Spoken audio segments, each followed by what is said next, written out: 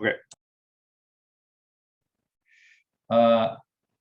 So just to recall something we decided in our last meeting, we're going to try to keep it shorter than usual, right? And try to have like smaller segments rather than 4-hour meetings where people are dying at the end.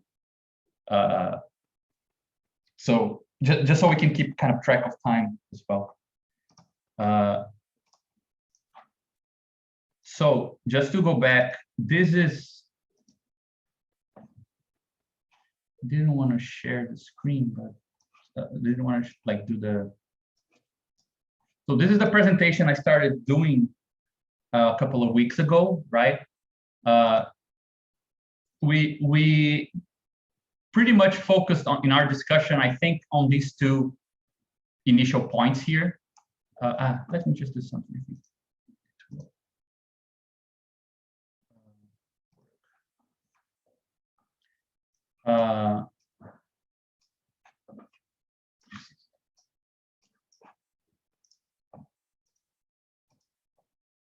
Yeah, like we basically focused on these 2 points last time. I can just mention them again really quickly, and then we left for today to try to go over these 3 other kind of topics that were raised in discussions we had in the last couple of months, right? I'm kind of assuming this sort of kind of history of the research thus far, right? I think we had some first meetings, a couple of like very early on, that were very kind of trying different things. I remember the first meeting I was talking to Raquel, and then is about representation and capital. Then we had meetings on category theory. Then we talked about integrated information theory. We were trying a bunch of stuff. Then I think once Dennis and I started working on the primer, and we had some presentations on Badiou and Marx and things like this, a lot of the presentations started getting closer together. Like there was this one on Karatani and organization. Then Caron presented on like this philosophy of language take on capital. We presented stuff on primer. Then even the stuff on physics had clear connections with those ideas. So it was like a more vectorialized situation. Everything seemed to be going in a similar direction. Then I think there was a third moment, which I think is the one that is closing now, because after this set of presentations, we had a couple of more free-form ones. We tried to see if we could integrate linear logic and some of the stuff that Pedro and Caron are discussing. We weren't really sure, I think, how to do it. We started discussing these new texts on categorical cybernetics, right? That are like recent, out of the oven. And we tried some stuff, and I think we had some ideas, but it was very kind of all over the place. So the idea with these 2 presentations were I watched those meetings again. I looked at my notes and I saw which texts we mentioned in that period. So it was this behavioral meteorology text, not in a meeting, but through the WhatsApp group. We mentioned this resource sharing machine text. Those stuff on cybernetics, like this recent take on cybernetics, which is this reparametrizable optics stuff. And I found some text on categorical treatment of experiments that seemed interesting. So I tried to organize all these ideas and see if they don't start looking like a research direction, like this could lead to a second kind of sequence of more concatenated debates and parts of our research and so on. So that's kind of the purpose of the meeting, right? Of this presentation. So what I did last time is that I took Logics of Rose Badiou's text, and I kind of tried to show what we did thus far, and I used these 2 markers for this. The first is that we wrote this text called Primer on Political Phenomenology that kind of covers this part of Badiou's book, which is, let's say, the objective part, the part that describes a world, describes this sort of transcendental analysis. We used Badiou's framework to kind of make Karatani's ideas more robust, make Karatani's ideas less about a very weak idea of exchange and more about a stronger idea of organization. So we kind of mixed Badiou, Bogdanov, and Karatani into one monster. And weirdly enough, we showed in this text that this approach is broader in terms of power or expressivity than Marx's approach, because we were able to reconstruct practically all categories of volume 1 using this approach. And there's still a lot to say that was not said in Capital. So it kind of demonstrates that it is richer than what we find in Capital. So this map here is good simply because it shows that these are the aspects of Badiou that we kind of covered. This is where our engagement with Marx kind of happened, and there is some stuff that's beyond this that is already included. And these are the stuff that we didn't cover, right?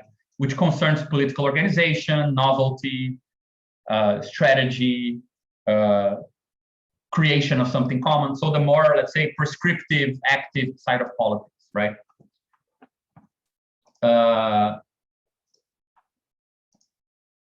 Yeah, so then I try to show that there are therefore 3 lines of research we can take from this.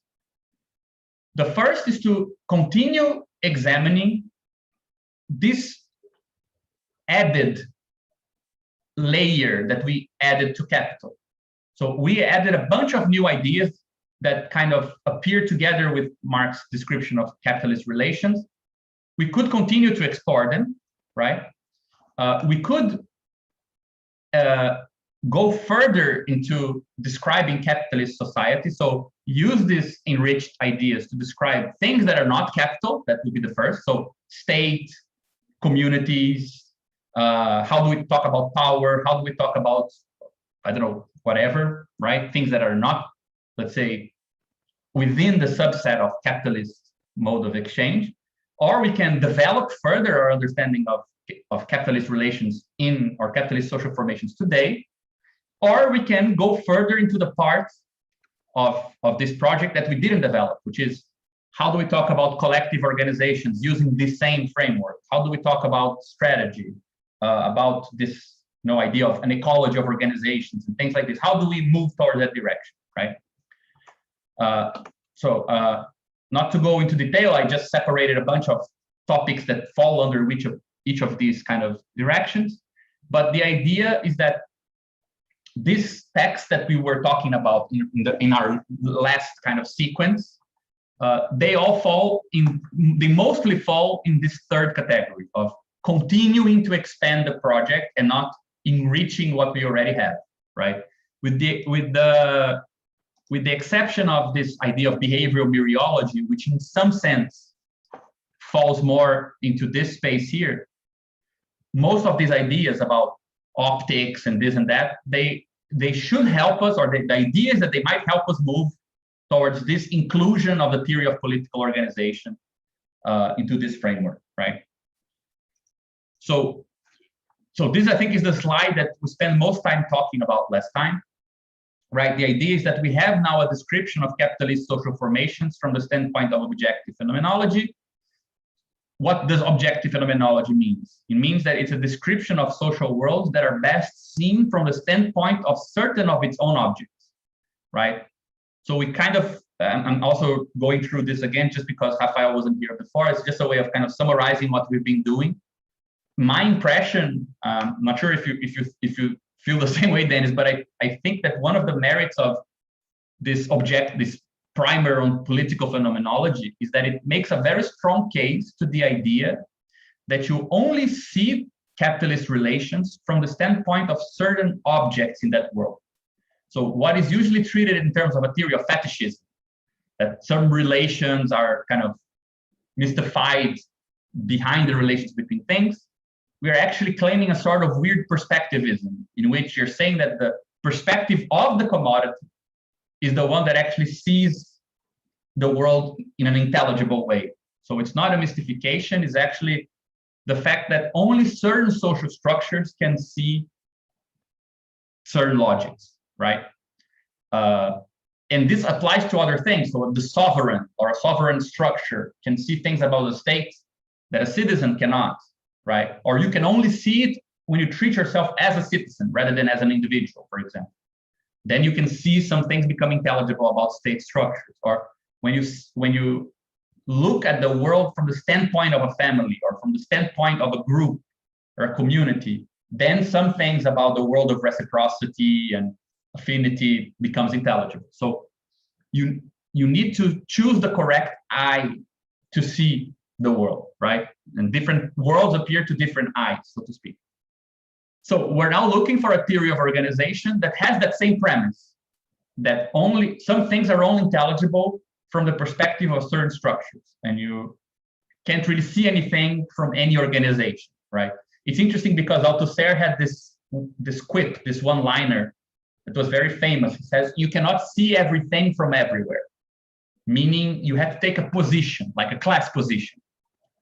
I think that we're doing actually a second twist on this idea, because it's not enough to be positioned in a certain way. If you're not organized in a certain way, you cannot see everything, right? So it's not enough to, let's say, take the position of the proletariat. The world will still be a mass that you cannot understand, right? So there is some sort of assemblage, some sort of way of composing parts of the world that makes that new object a possible sensor to structures in the world. Yeah, I think just adding to that, we're aiming for something where you can't simply just say, now I'm going to take this position and now I can see everything from this position. It cannot be like an abstract taking of that position.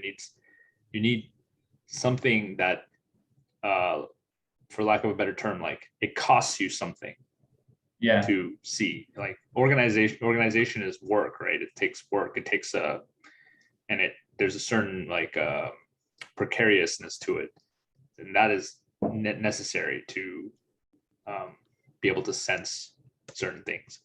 Not simply saying like, now I'm in this position, I have solidarity with this movement, therefore I now see what is going on. It's not that simple, right? And now that you say this, this clarifies something for me that I hadn't really understood, because one of the ways we started talking about this was that we wanted to show that you can unify the look at organizations and at economies in such a way that ultimately you can look at organizations economically and at economies organizationally, even if you keep the differences, because some are large, some are small, some are done in this way, some are in the other. But that statement already makes the economic in the organizational clear, right? That it costs something to see something. Yeah. Right. I mean, that might even be a definition of what economy means. Like, an economy is precisely a social system where it costs something to see something about it, right? The very intelligibility of your place in the world is tied together with some costs of occupying this position, occupying that position, accumulating capital in order to see something, So I think it gives economy a bit of an epistemic issue, right? There is something epistemic about money. It helps you to see something about the world, right? Or commodities. And it gives a sort of cost measure for organization. Like, it's costly to be able to sense certain things about the world. It's not given for you for free. You cannot take it just by abstractly saying, now I'm on the left, therefore now see things different. That's not true, right? So yeah, I mean, and not only to say that money is the only thing that you can pay, right? You can pay with other things than money, and that's really where the novelty comes in. Like, what are the other ways you can pay to sense things? Because also there's different things you cannot sense with money that we're trying to get around, right? Guys, just one second. No? Tá bom. Yeah, so under this premise right? That we want a theory of organization that keeps to all these ideas. We kind of divided the sort of tasks in these three terms here, right? Because if the compositional structure of organizations determines what differences make a difference to it, meaning if you want to say that depending on how you're structured, the logic changes, right? It determines what makes a difference. And again, I think that more and more it's becoming clear to me that this is not a theory. I mean, it's a theory about something that is not theoretical, right? There's a difference between theorizing that something exists and sensing the difference that it makes. And we're trying to talk about compositional structure affecting your capacity to sense that something exists and not to theorize about it. Like as I gave the example last time, you can imagine like a commune inside of Brazil, and it lives off the land and so on. It has a theory about global capitalism or about the state and so on, but it might not have any, things might happen in the world that make no difference to it. So it doesn't sense those structures, right? In the way that, I don't know, the national, the central bank senses, it is literally, it might not have a theory. It doesn't even have a good theory of why some differences are making a difference to it, but it doesn't need the good theory because it's actually perceiving that difference, right? It affects meaningful indicators and so on. So that means that we are connecting a compositional look at things, how things are composed together, what is a part of what, how things are interrelated and so on, and an informational perspective, right? What counts as a difference? What is information? What is noise? And so on, right? But if the informational structure of an organization depends on the composition, this structure also is determined by the ways that this organization interacts with the environment. So it's not simply information coming from nowhere. It's information coming from an environment that reacts to what you do. So this information dimension is actually connected with an interactional one. So you can say that ultimately there is how you are organized, what is intelligible, and what you're capable of doing are three connected domains, right? And since we are concerned with political interaction and political information and political composition, it's not enough to simply be, let's say, a company, a small little business in the street. It has dealing with suppliers, customers. It can sense things that individuals cannot, but it cannot sense things that a mega corporation can, in the way that it, influences prices, creates monopolies, and does this and does that. Like a mega corporation is able to sense things that a small business cannot. But in either one of the two cases, no one is concerned with making differences that didn't make a difference start to matter. And that's where politics comes in, right? As we try to show in the primer, you can think of a capitalist enterprise as a laboratory, as an experiment, but it's constrained in the sense that all the novelty that it takes from cooperation, from materials, from the land, need to be compatible with the value form. You cannot just bring any novelty up, right? Let's say if workers managing themselves and abolishing the structure of the firm, actually is something possible, it won't be desirable just because it was found out that it's possible. So there is a constraint, and this fourth part here is trying to show what we would need to move beyond the constraint, because this interactive dimension, if it's political, it means that we are trying to produce something new and to find ways to make this novelty consist beyond its own local revelation, right? So this interactional needs to go back with the compositional, meaning we interact with the world as an organization to find ways to recompose something that wasn't composed in that way before, not to simply reproduce the way things were already done, right? You don't just want to know the world as it is. You want to know the world as it is and also make it something else. So when you combine all of this, you could say that this becomes a sort of experimental process. You can definitely kind of see how one thing becomes the other, because when like experiments are structures where the composition of an instrument determines what sort of differences it can sense.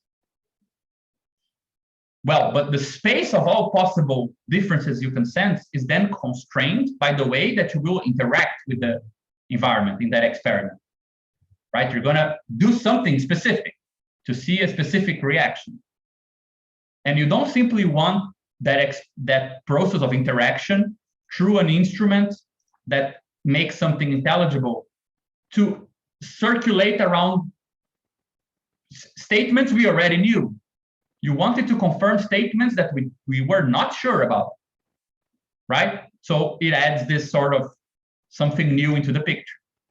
So we get these three things here. They describe a very general, non-scientific, it's much broader than scientific, but a general idea of what being experimental could mean in a consequential sense, right?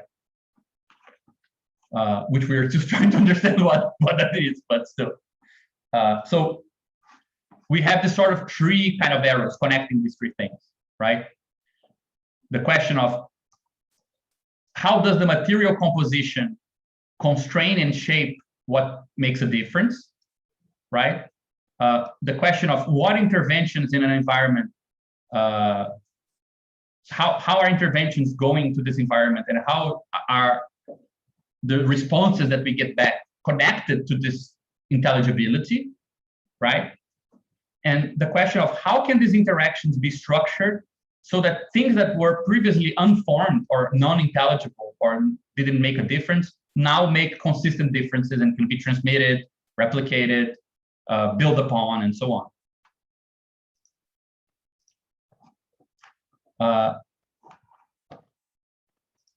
I think it's nice to see that this triad here is not like our solution to the capitalist problem. Like capitalism works exactly with these three things according to our current idea in the primer. It's just that you could almost say that this thing here, this last arrow here is limited, right? You will only make interactions and recompose things under the condition that the product of this recomposition is at least trivially preserving value. But it's not like we're adding a new principle to talk about organization. This principle and these ideas, they're kind of already at stake when we're talking about capitalist production and other forms of social reproduction in capitalist formations, right? So I'm just going to skip these two here because we covered them last time. But the idea was basically, we read this text called Behavioral Meteorology, which is very similar to what Badiou does in his Logics of Worlds. It seems like it can allow us to do something that we're missing right now, which is a way to talk about the social structures in a way that it's not like we're talking about substantial objects, or at least we don't let that possibility kind of appear as an interpretation. That we're talking about an object is, let's say, a certain space of constraints, right? To be in a capitalist society is to be able to do certain things and not to be able to do other things. And to have the case where if you do something, something else is also implied or implicated, or that something needs to be done so that something else can be done, and so on. So there is this idea that we could redescribe what we call social objects, right?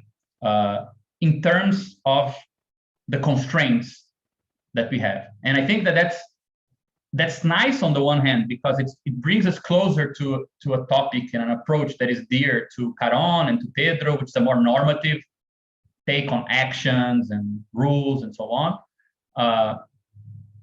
And at the same time, it might help us to have a theory of power as a sort of social constraint that is very complicated, very complex theory, because we can talk about social, like since our current idea of a social object is that it is a product of the capitalist transcendental, the state transcendental, and the community transcendental, and it's a mixture of all these things.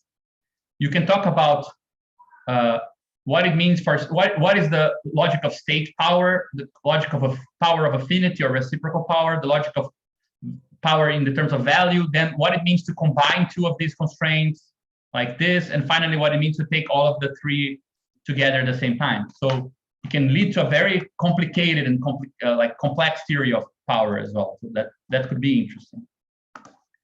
I know Yasha was interested in looking further into this. I'm not going to go into like the parallels we saw between that text and logics of worlds, and all the difficulties we would have in understanding better this and going further with the research. I'm just going to skip this. Then the other thing we started talking about last time, which actually after our meeting, I was a bit frustrated. Like I realized it's not as on point as some of the texts and presentations that I saw on this suggested. But resource sharing machines is actually a text by the Sophie Lipkind, and she's developing it together with a bunch of guys in this applied category theory group.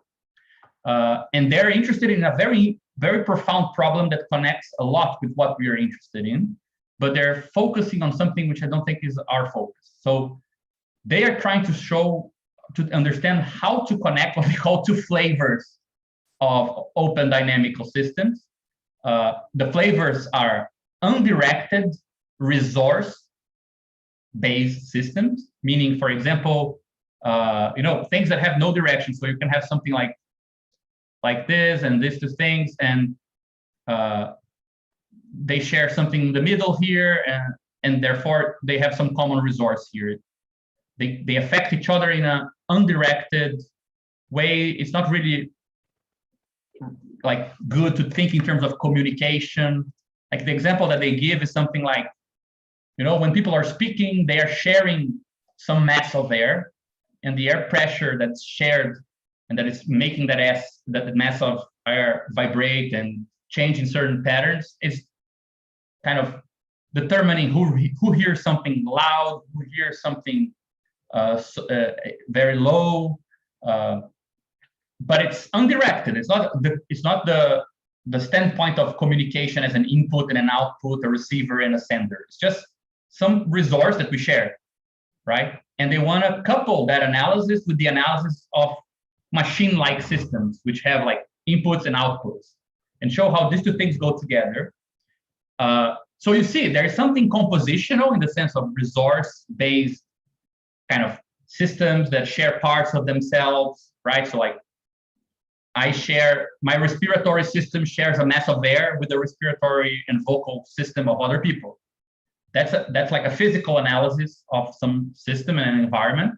It doesn't concern inputs and outputs.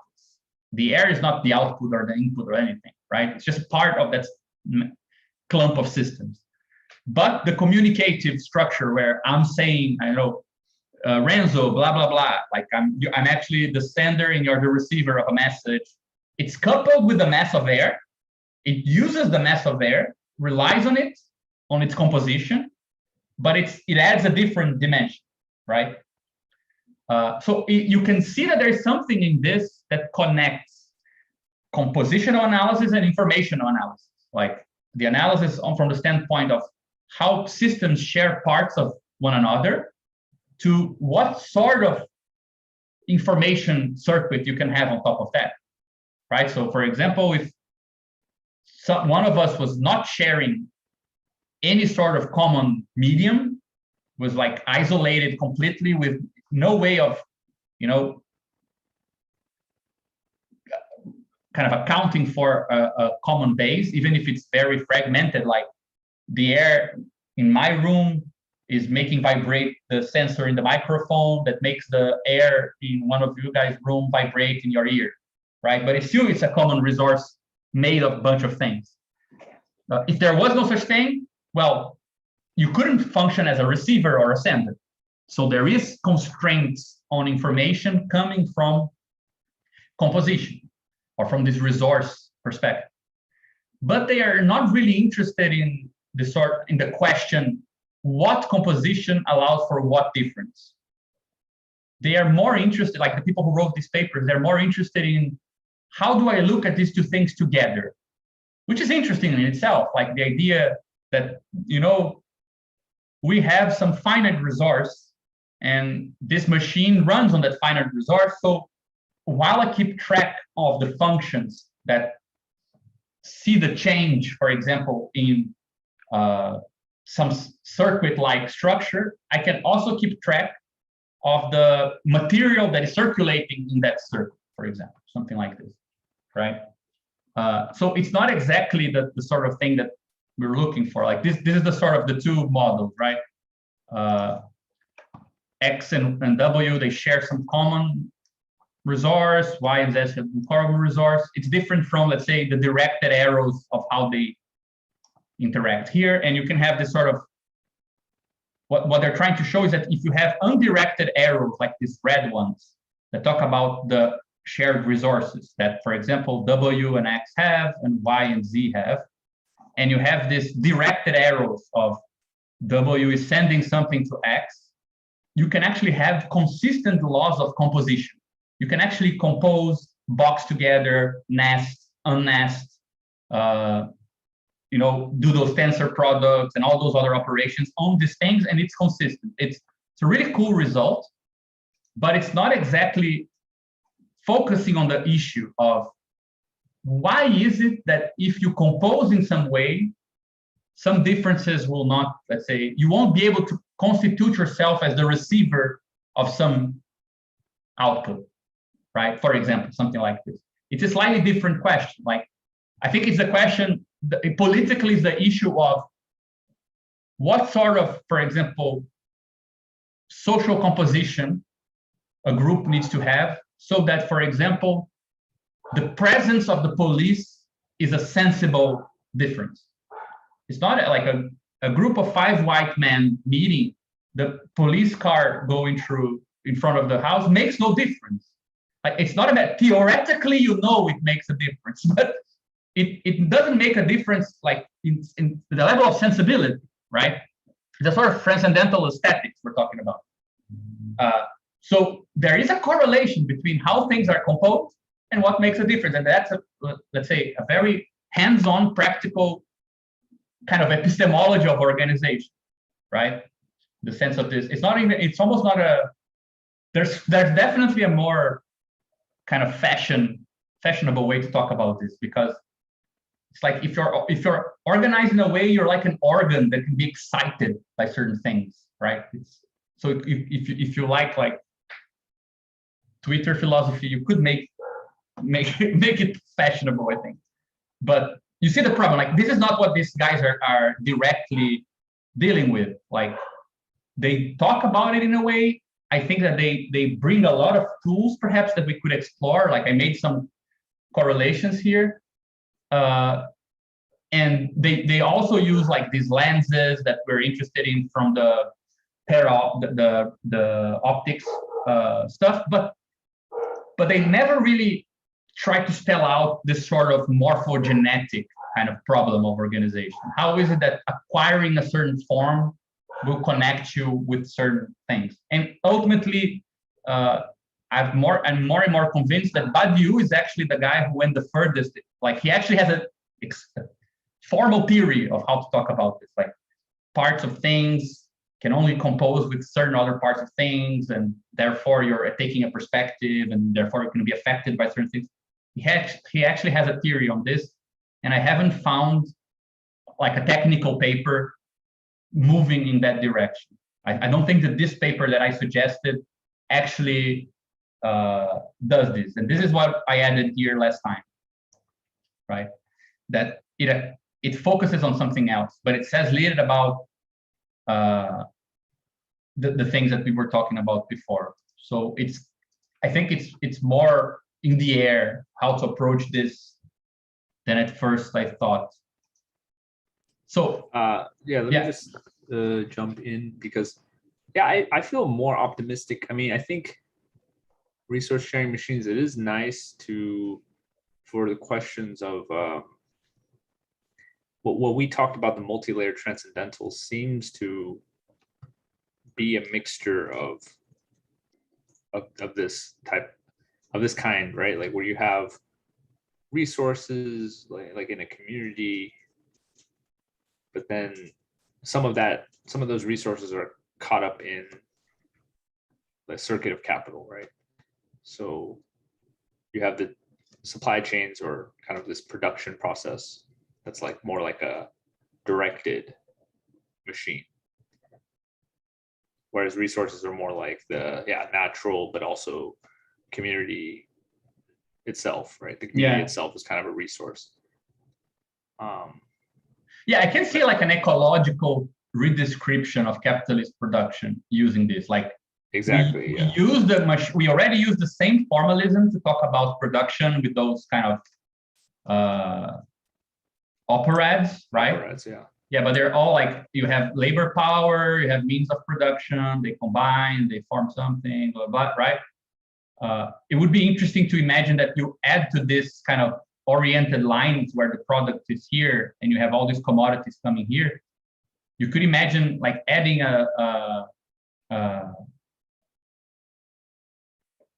like actually making explicit all the resource dependent arrows, right? Because just because something was passed on to the product at the level of resources, there is no passing along, right? It just reverberates everywhere. So it could be a really interesting tool in that direction, like definitely, I think. But it's still a slightly different problem, right? It's interesting, but I think it's a different problem, no?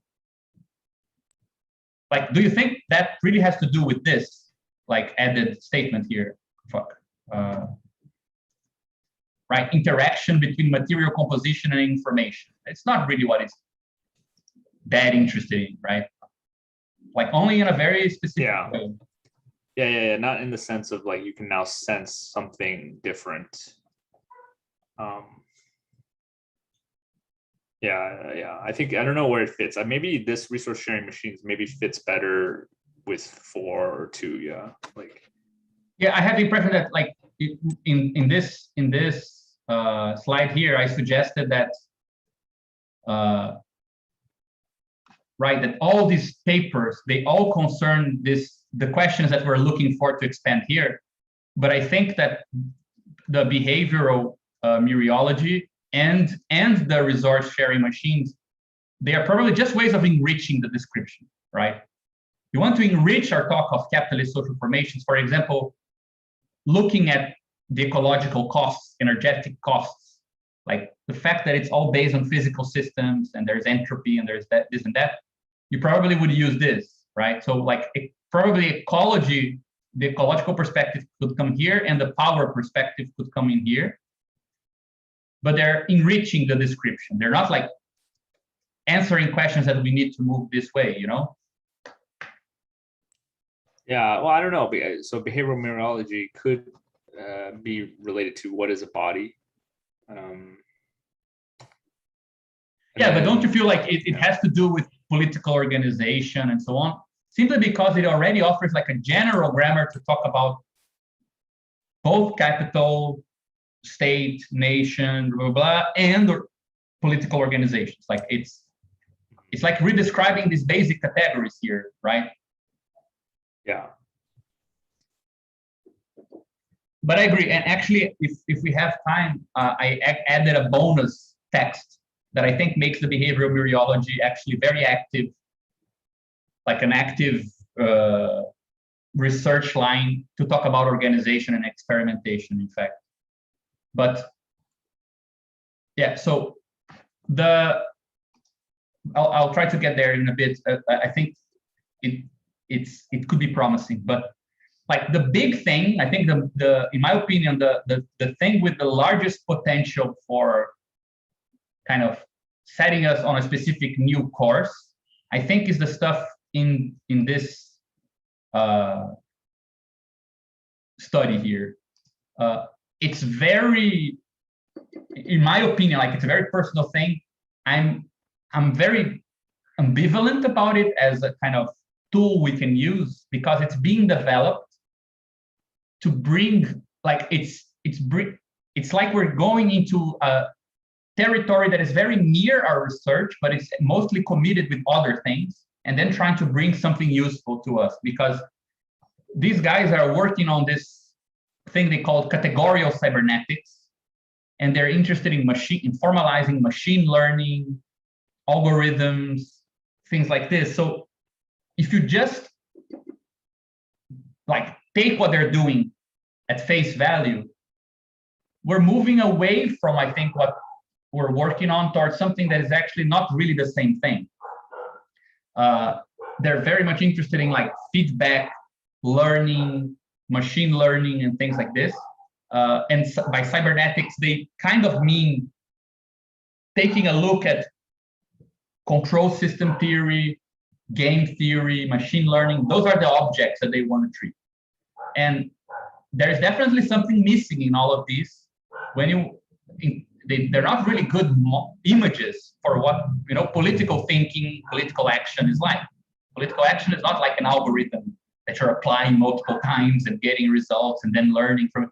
Like that's a very simplified version of the sort of more experimental side of things. And I think though it's nice to be able to explain why it's not the same, and I think that they also help with this, in which way an organization is not just a control system with a feedback based on its principles. It tries something out, then if it gets an answer, it does this. If it doesn't, it does something else. Or why is it not just a game with strategies? Why is political strategy not like game theory, right?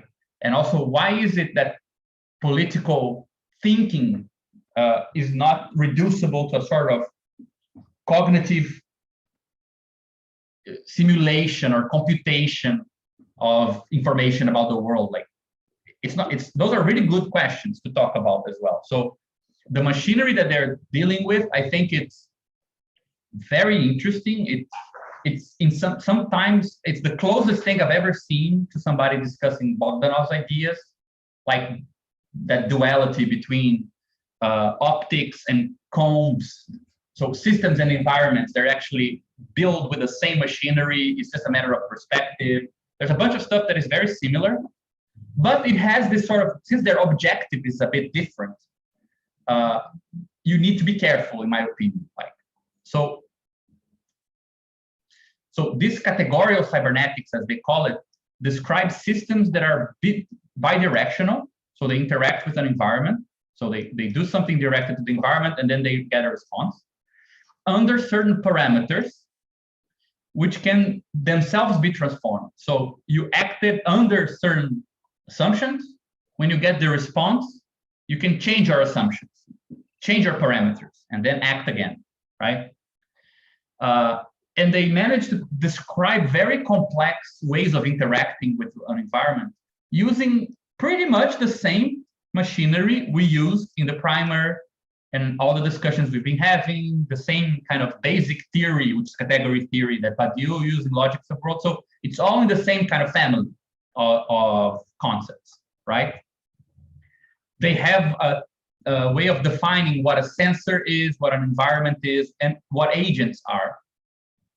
And they managed to unify in one sole kind of theory all these different areas. I mean, they don't manage to do all of this. They're trying. They're like early on. We're picking up like the beta versions. They still haven't released it the full version. So it has a lot of stuff, but I think that, and I wanted just to mention how they treat it in a bit. But I think that one thing that I was talking to Dennis the other day that I think is a really good kind of slogan is that what is the difference between cybernetics and what Bogdanov used to call technology, and why is that relevant to us? I think that you could define technology as cybernetics plus composition, right? Cybernetics is interested in, let's say, treating the interaction between systems and parts of systems in terms of differences. But it's not interested in the question of how the composition of the system conditions what makes a difference. That's not a cybernetic question. It's not a question of cybernetics. And that's the question we began from, right? Depending on how you are organized, you are sensitive or sensible to certain things. The theory of being sensitive to things could be the theory of cybernetics broadly understood. But we don't want to focus on that.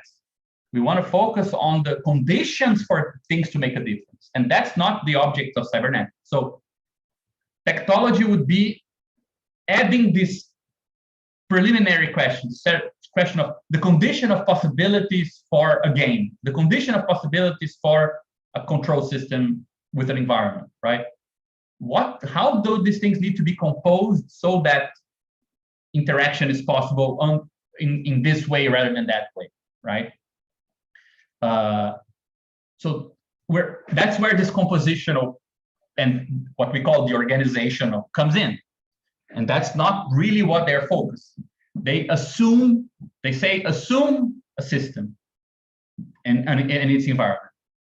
Now let's see how we can describe this thing playing out and the thousands of ways that it can interact, change itself, classes of strategies, classes of ways of being of learning new things, but it assumes something which is not really its interest to explore, which is that compositional thing, which is again the thing that not even that resource sharing machine text is actually addressing. It doesn't seem like none of these texts are addressing this issue directly. The question of composition, I think we're maybe approaching it differently from them, because they also were talking about composition, right? But definitely. These wiring diagrams and these like lenses. But it's always the inverse, right? It's always the question of what compositions this thing can do, and not what compositions this thing relies on. Right? Like we're asking, how does it need to be organized for some difference to make a difference? And they are saying, look at this differential machine. Look at the system.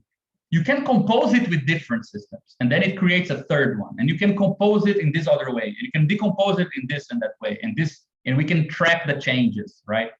It seems like you have the basic concepts, and they are compositional, like they abide to category theory's kind of basic ways of composing parts and objects and so on, right? It's not really like this conditioning issue thing, slightly different.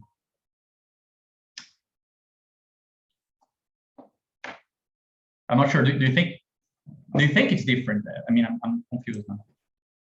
Yeah, I don't know.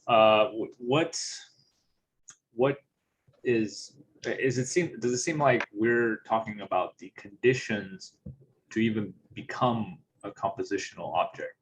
So what are the conditions to start to compose? Whereas they're talking about already having composable pieces and then seeing what happens when you compose them. Yeah, because for example, and this is why I think ultimately this project is, in my opinion, a Marxist project, because the longest text I know about composing stuff in such a way that suddenly you capture information you didn't capture before is Marx's theory of value. Like that's a whole theory of, if you take some objects rather than others, and if they are placed in a structure rather than in a different one, then money will be able to express value, right? It's like literally a morphogenetic theory of how some object in the world can come to express a more structural, invisible quality that directly couldn't, right? There is something, weirdly enough, there is something like in all the different moments of the theory of money, then price, all those things, we already saw that they have like they change objects so that they sense different things about the social structure, right? It's hard to find other texts and authors that had the kind of a sixth sense to that sort of project, even if Marx wasn't really thinking about this so explicitly, right? But I mean, I think now I understand better what you said, Dennis, but I would then, perhaps we could make the added detail that it's not that we are talking about something pre-compositional, like before it composes, but it's before it composes as what it is, right? Like parts of my eye are composable as cells, molecules, or whatever, but only once they are organized in some way do they compose with the world as, you know, a sensor for light does, right? It's only after some morphogenetic process does it acquire a form that allows it to make some things intelligible, right? Yeah. It's almost like we're talking about where the ports come from. Exactly. Where does the parts come from? Yeah, because there might be some internal, like an eye has some internal structure, but at what point does it? I mean, that structure is somehow co-evolving with the outside world, right? Yeah, and it's a weird process where, of course, you have composition before, but once you cross a certain threshold, now that inner composition is below the relevant resolution, and that thing can be treated as a new unit, like a new identity, right? Yes. So it is something complicated, I think, and it's not really, again, what they are focused on, but if you look at what they're doing, you can see that they're doing a lot of stuff that is interesting for us. So I just added here very briefly, like the four big concepts or the four big kind of schematics that they produce. They start from this concept of lenses, and there is a nice text called "Lenses for Philosophers." You can find online. It's a short blog post that explain why they started realizing that this thing here, which is actually a structure that comes from computer science, is just like a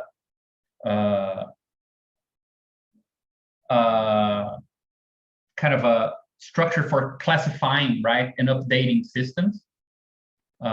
You have some states, right, some situation you are gonna view. I think this is the view function. You save the state that you originally had when you apply this view function. It gives you some output, and then when you are taking back this response, the updated thing actually combines the updated, the effect of the update plus the state that it was in, right? So it saves these two things here. So it was something very specific, and then they realized that, well, but this actually, you can treat this categorically, and it gives you a sort of theory of a feedback theory in categorical terms, right?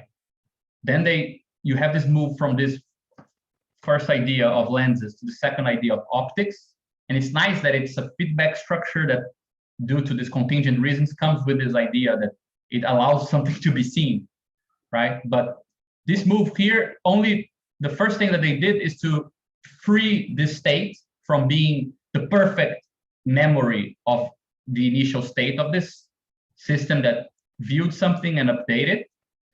So you, rather than just saving the memory and then adding it to the update, you actually have what they call a residual, which is you separate. You can have this sort of, this does something, and the feedback from this will be coupled with some information, but not necessarily the information is the state, the original state that went into the function. It can be something else. Then they call this the residual, and they have a separate class for this. Then they have this idea of, well, but we want to look at the structure of this residual information that was added to the feedback to give it, let's say, some semantic value, right? And you can then have what they call this para-optics, which is just, it actually has a category for these residuals, which is a category of parameters. So I'll just erase all the craziness I'm doing here. So you can have, let's say, some parameter refining this function. And when you have this propagation back, you know the parameter, and you have some sort of observable state, right? Something you can know now about the effect of what you did. So you have this sort of other category of the parameter, kind of parameter space, and the sort of outcome of applying that parameter, or some information about what happened, right? And they separate this. And then they did a third thing, which is to say, well, but you can imagine the space of all parameters and this sort of, actually this is inverted here. This is and these responses as being affected by changes themselves. So you can have, let's say, some structure. I don't know, for example, have a strategy. You have a strategy and you act on it.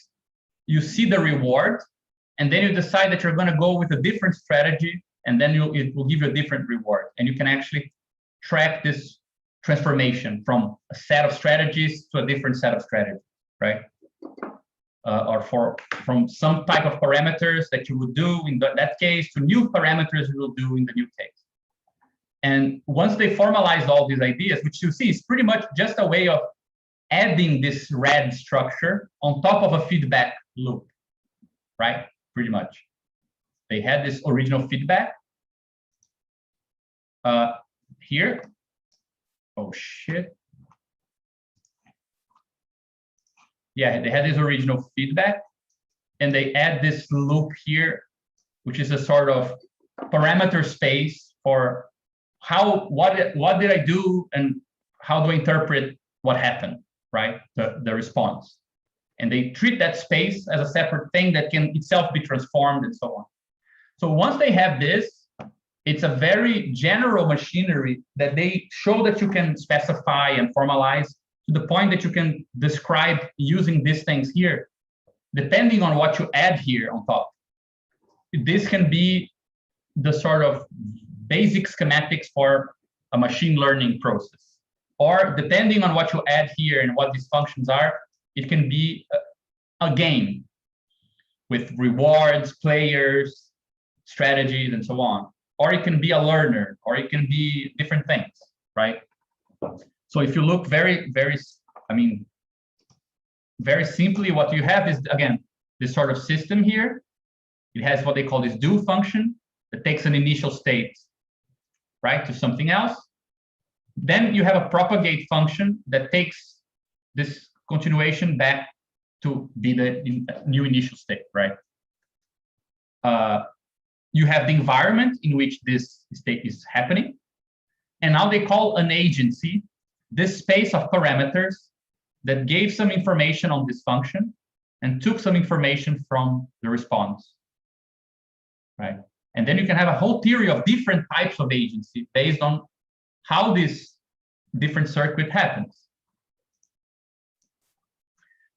The really cool thing that made this seem more than just, let's say, a kind of redescription of feedback structures and the fact that they have knobs and parameters is that not only is this very flexible in what you can fill in each of these things, but it also has this nice thing here encapsulated by this pretty drawing. We're just trying to show the fact that this structure, which is the optic, it can be turned into the environment in which an optic is included, right? It's a bit, I don't know how to stop the image, but so I'll go back here. Like the fact that if you look at this thing here, I'm not sure if we can change the color of this. Yeah. If you look at this thing here,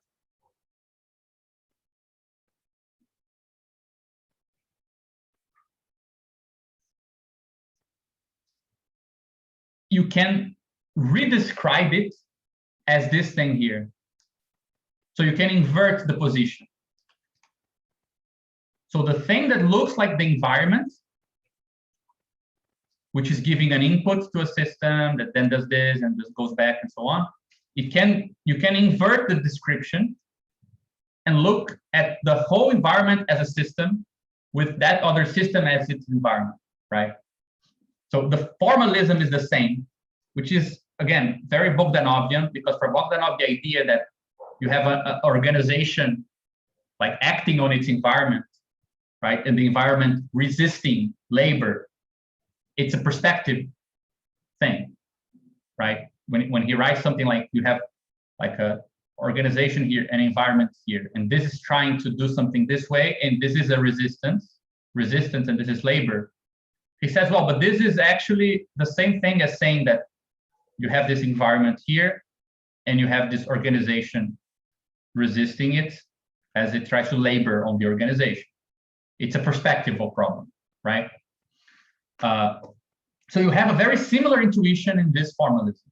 It doesn't make a substantial distinction between environment and system. And why is that interesting? Because one of, I think, the most profound insights we had recently is that if we want to think as the passage from organizations, political organization, to new economical principles, that's pretty much the passage we're talking about. Imagine, it's a difference between saying, I have a capitalist world like this,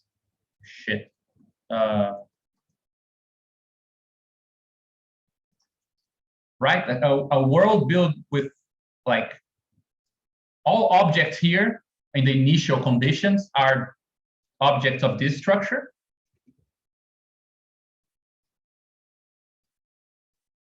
And they're going through some system here, some organization that is interacting with these objects, right? So it would look like this is the social formation, and this is an organization, and this is an economy. And you could ask under which conditions you could invert the order and have this organization count, or this system of many, many organizations, become the environment under which objects that are like this are now constrained, right? You can ask under which conditions becoming a capitalist or remaining a capitalist becomes too costly because most of the world structure is no longer cohesive to that. The environment resists it, right? So we can imagine like a very different way of talking about moving from like talking about the transition problem from capitalism to socialism in terms of a move from system to environment, or a collection of organizations to the composition of an environment of constraints. It looks cohesive with Bogdanov. We already know it's cohesive with Karatani. And yeah, it seems very cool, like if this works. So the theory is very complicated, in fact, and I think that it's the one that has most papers. There are like hundreds of papers already on this. I think that the connections with Badiou are there, but it's not easy to make. It's mostly taking what Badiou calls points, this idea of making local investigations that give you some result as to whether that investigation connects with some new process or if it doesn't. And the way that these investigations can compose together, right? This is how he talks about points and the new topology. It would require us to unpack that idea, make it more refined and have more nuance. But it seems to me like it's very promising. Like it's in my opinion, from these papers and these research directions, is the one with most promising kind of effects. As I said, like there are many, many problems. We would need to actually understand what the hell these things are, which is no simple matter. They are mostly tailored to formalize games and algorithms, where relations between how you observe and how you intervene are limited in specific ways. I don't think there are any texts yet on how to connect reparameterized space, how agents can be composed together. I think Renzo made some nice points recently about the fact that this could be a nice way to think about strategy. We don't know much about how to talk about this shift, where you have this thing they call a comb, right? And a system in the middle, and how, under which conditions is it meaningful to invert the description? We have actually a good idea on this, I think, because if you think that all objects here are made of, like, let's just simplify rate bits. They're dominated by C and they have A and B modes of exchange as well, state and community. And this is a little machine for adding a new mode, D, to A, B, and C, right? So this is what happens here. There comes a moment where describing the world with these three vectors makes for an impoverished description of the world, and describing objects as built with these four transcendentals makes for a richer description. At that moment, it makes more sense to talk about a world where objects have all four, and talk about systems that, for example, reduce. They don't want to take into consideration free association. It's like they are the ones having to labor to disconsider it, right? So we could actually have a meaningful description of under which conditions this inversion here is meaningful. So that's cool. There seems to be very, Caron is not here, nor Pedro, but they are very interested, I know, in linear logic, which is this really cool development in contemporary logic that talks about dialogical reasoning, talks about constructing reasons through interaction. And the fact is that the same machinery used for constructing what we are talking about now, optics, with this sort of, you send this, X sends something here and it goes to Y, and then a response sends it back and goes to S, and something is saved here. This little machine is the basis for this thing, Brazilian logician, in fact, called Valéria de Paiva, wrote, called the dialectical interpretation, which is one of the interpretations of linear logic. So it's very connected, in fact. Like, ultimately, they kind of describe this feedback as if in the first run, I'm the system, and this is the environment. I output something. But then in the second moment, it's like there is another system that is outputting something into me.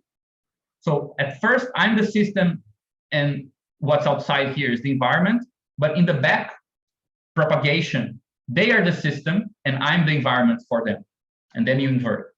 So this is like a biological thing. So it's all kind of connected in interesting, complicated ways. Again, makes for very interesting research. And ultimately, there is this other problem, which is how do you connect this discussion of parameters, sensors, agents, to these ideas more connected to scientific experiments like instrumentation, observation, hypotheses, and so on, right? Which is what we would need to talk about experimentation as one of the things that is formalizable with this. Because if you look at it, it's kind of, you can kind of see it, right? If you imagine that the space of parameters is something like the space of hypotheses, or the space of what, in one of the papers that I wanted to comment if we have time, they call the information model. And this defines, let's say, the space of interactions you're willing to do. Well, you interact and you observe, right? And depending on your hypothesis and your informational model, you define how you interact and you interpret your observation. And the fact that this here is different from this, from the environment at large, is because you need to compose the system in some specific way so that it can interact and observe in specific ways. It's not the environment. Experiments is not throwing things out there with no means of controlling minimally what you're interacting with, right? So there is also a nice kind of relation between all of this and the sort of experimental take on politics, right? It helps to think about systems relating to environments. It helps to think about this in the same language of the things we were doing before, but it also brings us closer to the idea of looking at all of this process as an experimental process. Yeah, here there's maybe I don't know if it's far-fetched, but there's maybe a link to reinforcement learning or like artificial intelligence, where there is this way of trying to find situations where your prediction doesn't match the outcome, like actively searching for points where or areas where the propagate doesn't match what you predicted. Mm-hmm. So if you think of agency as kind of creating some internal model of the world, then and the environment is giving you feedback, and you're acting in that environment, there can be moments when you act a certain way and the response of the environment does not match your internal model, and that is a moment where you can go towards that to investigate, right? Yeah, because obviously it means your model needs to be updated. So you can actually seek out this situation. Yeah, those are the areas that cause the most learning to happen. Yeah, and it's interesting because I think you can this would be a really cool kind of topic to explore in detail, because, for example, the guys who work on this, they make a nice little distinction between they say, how do they call it, like what is a do function, what is this propagation function, and what is agency for different things. So for a controller system, the do is like a knob that you change the knob, right? The prop is like a sensor, and the agency is like a control structure, like saying, if you get this sense in the sensor, change that in the knob, like a thermostat, right? Then they add a game here, and they say the do is like a move. No, how do they name it? Yeah, it's like a strategy. The propagation is the reward you get for that strategy, and the agency is a player. Right? You can already see the difference because a player is allowed to shift strategies depending on the rewards, right? Whereas the controller already has a space of possible changes in the parameter based on the sensor. Like, you cannot change the functions that take you from the sensor back to the knob, right? You can kind of imagine that players have more degrees of freedom than controllers, right? It's almost like the controller is this arrow here is kind of predefined. In the case of the player, a strategy is kind of one arrow, but if the reward doesn't come the way you wanted, you can imagine changing this arrow for a different one, right? Going to a different strategy or different set of strategies, or looking at the game slightly different, right? I think they for learners, I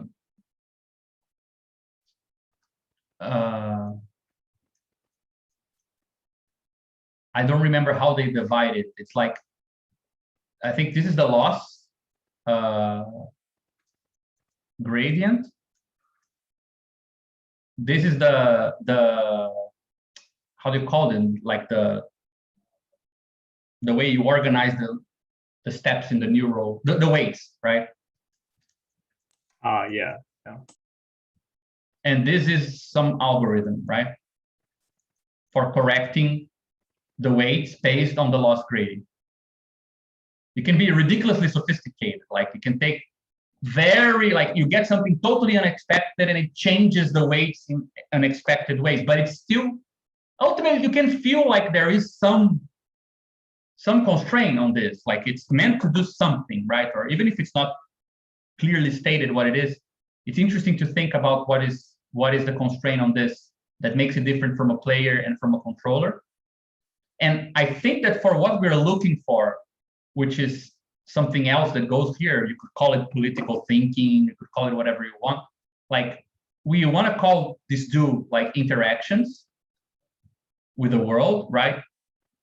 What we get back is, I'm not sure how we want to call it, if we want to call it like observation, or because it looks too passive perhaps, right? But there's some reaction.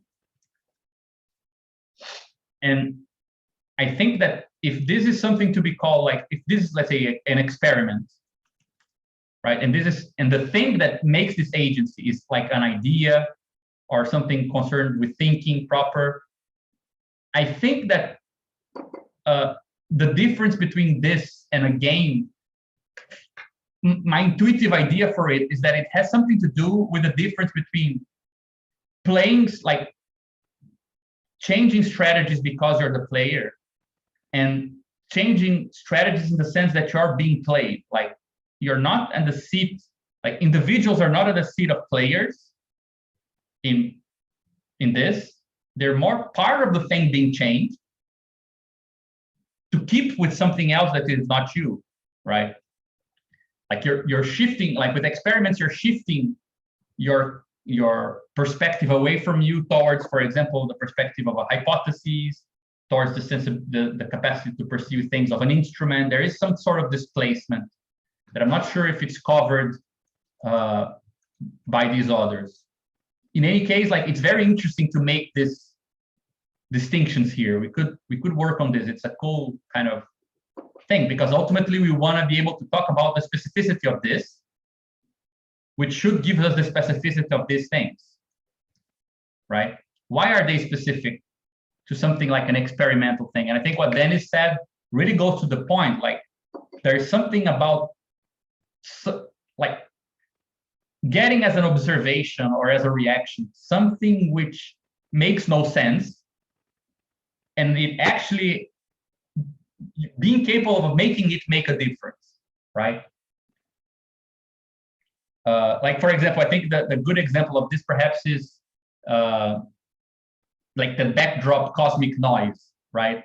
When you actually pointed the satellite to the space, the noise came from every direction, which is a sort of thing that looks exactly like a interference in the mechanism of the sensor, because it's not directed. You cannot turn the satellite somewhere else and say, okay, now it's gone.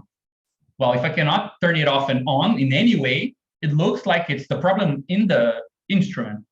And they managed to turn that noise, which you can in no way kind of take out of the picture, into relevant information and say, this is some sort of effect, like from cosmic, I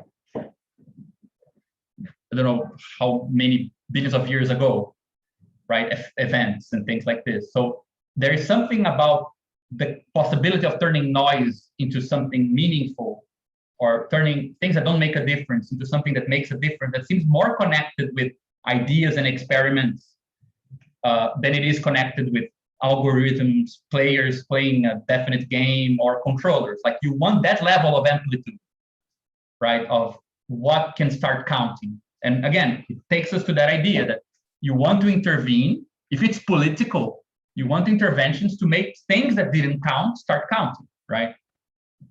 Not simply to confirm that things which did count remain. So I don't know, there's something complicated and interesting at that point there to be better understood, I think. And I think that it connects very nicely, for example, just to Badiou the whole thing a bit, right? You could imagine that this here is where you have something like the statement, like the hypothesis that if there is a site, as Badiou calls it, like something happens here, something that didn't exist exists, right? Starts to exist, but this whole thing takes a maximum value.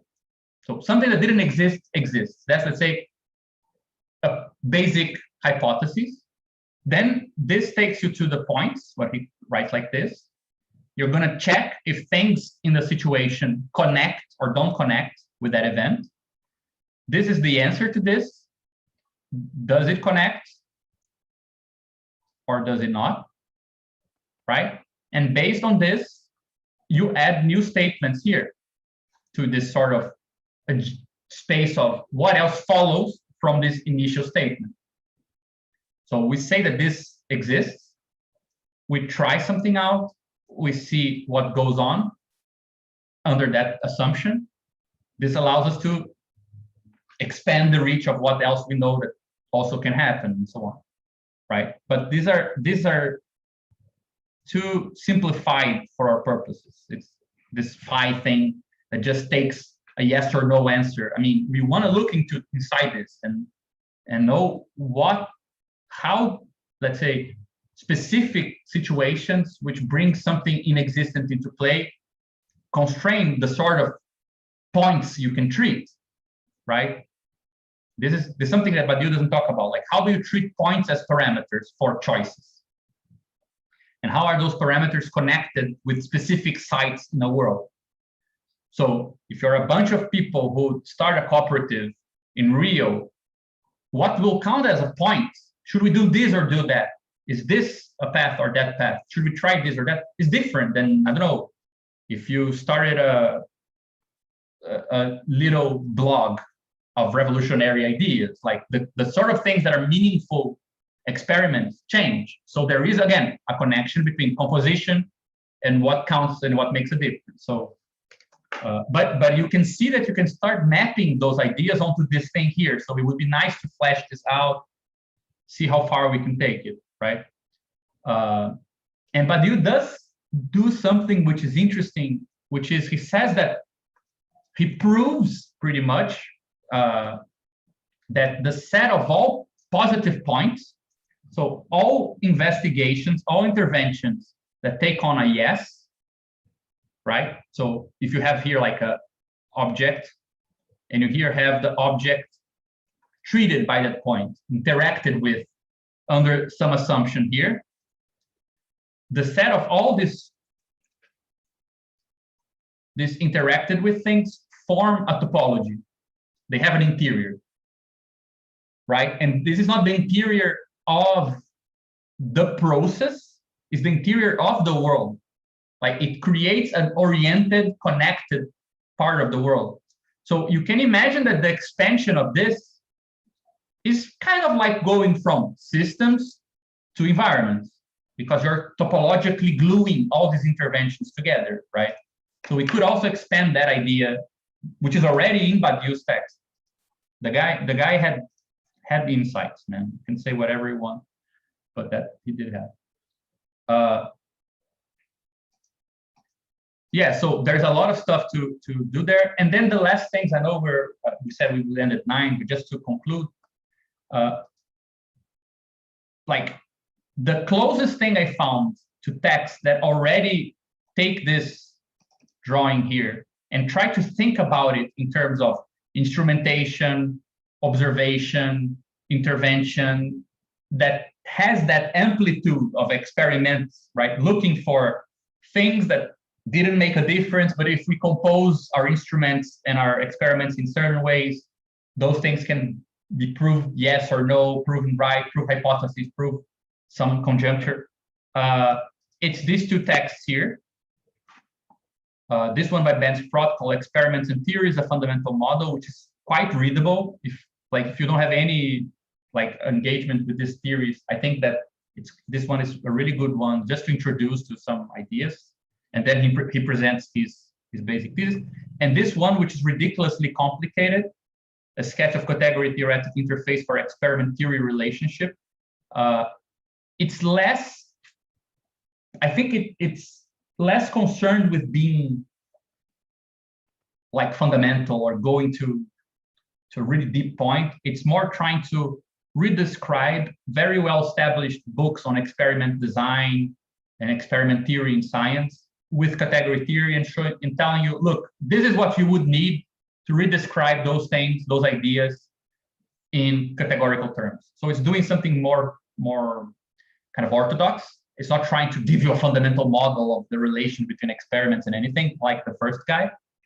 On the other hand, the first guy is quite simple in his presentation, and he definitely doesn't manage to accomplish everything he wanted. I'm not going to the details because I can't really explain to you guys what the hell the details are, as you can see. But I would summarize the contribution of these two texts like this. Like this first guy here, he tries to show that you can treat like it's richer to describe experiments and experimentation as the interaction of two systems, both of them physical systems, where you have a large system and a local system.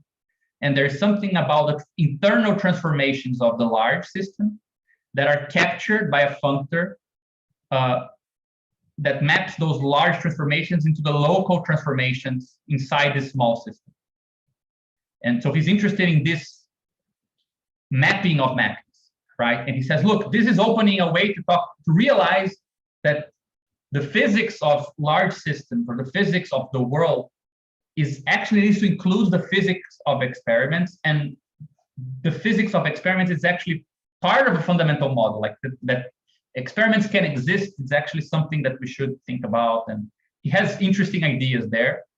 And I think that there are some cool insights in the text, but it's mostly focused on this issue.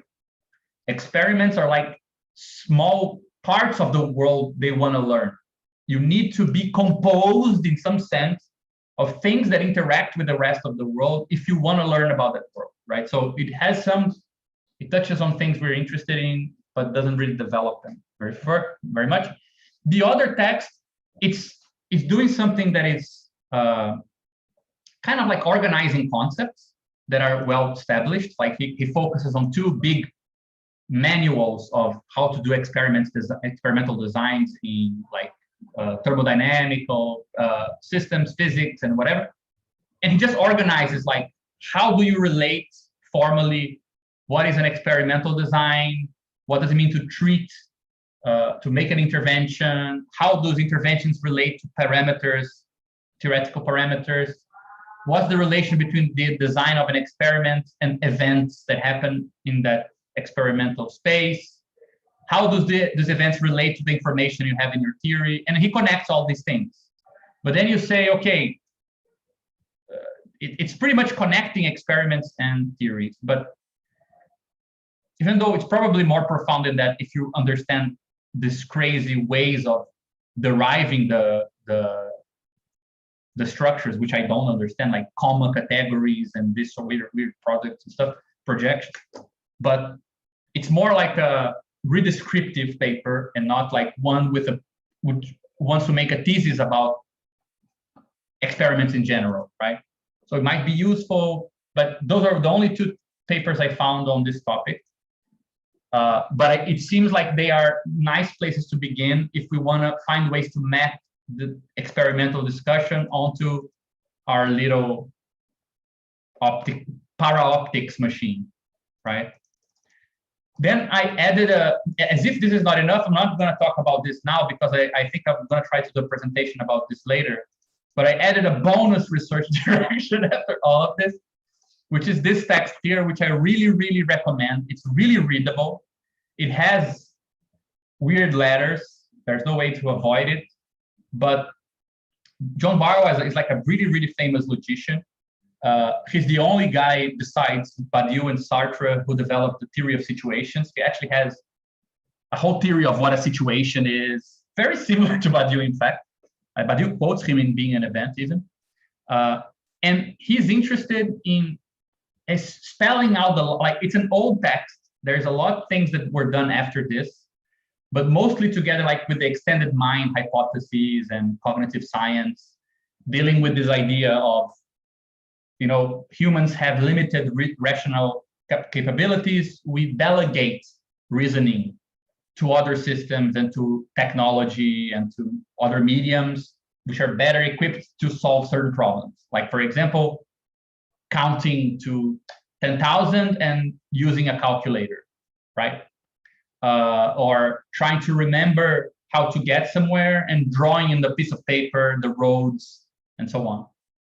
What's really cool about this original paper, and it has some insights that are not so clear in the other stuff that I read about the same topic. Like a really good book that touches on this from the cognitive perspective, it's called Cognition in the Wild. I really recommend it. It's an anthropologist who tries to show how a ship thinks, like the crew of a ship, like a big naval thing in the US Marines, how it actually manages to steer the ship and decide where to go. You can't really pinpoint who decides and where. It's like a weird mix of actions by many people and mix of like instruments and people's relations and so on. But what I found very cool about this is that it's a minimal description, very kind of basic formal description, which using this weird concepts here, like a target, a problem, a surrogate domain, the link between the target domain and the surrogate domain, the set of actions you can do on the surrogate domain, and some other concepts. It starts to talk about why is it that certain systems are better to solve a problem than others, or better to make a problem intelligible rather than others. And they don't really give a description of this simply in terms of calculator is better because it computes numbers and it's like it has a battery. It actually looks at the way that the material conformation of some things can, it's really cool. And that's where I said then is that it brings the behavior of meteorology back. The basic idea that they have is this, like, let's just go through this weird image here. Like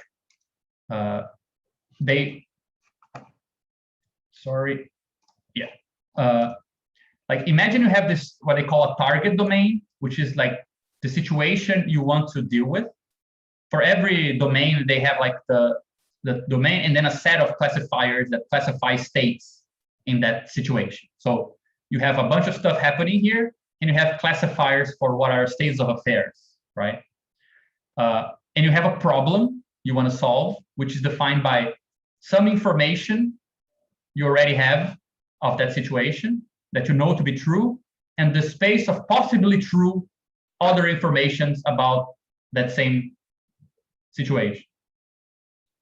Then they say, okay, imagine you have a different system, which is a surrogate just by relation. There is not like it can be the inverse case. So for example, this might be the streets of a city, and this is a piece of paper with a pen.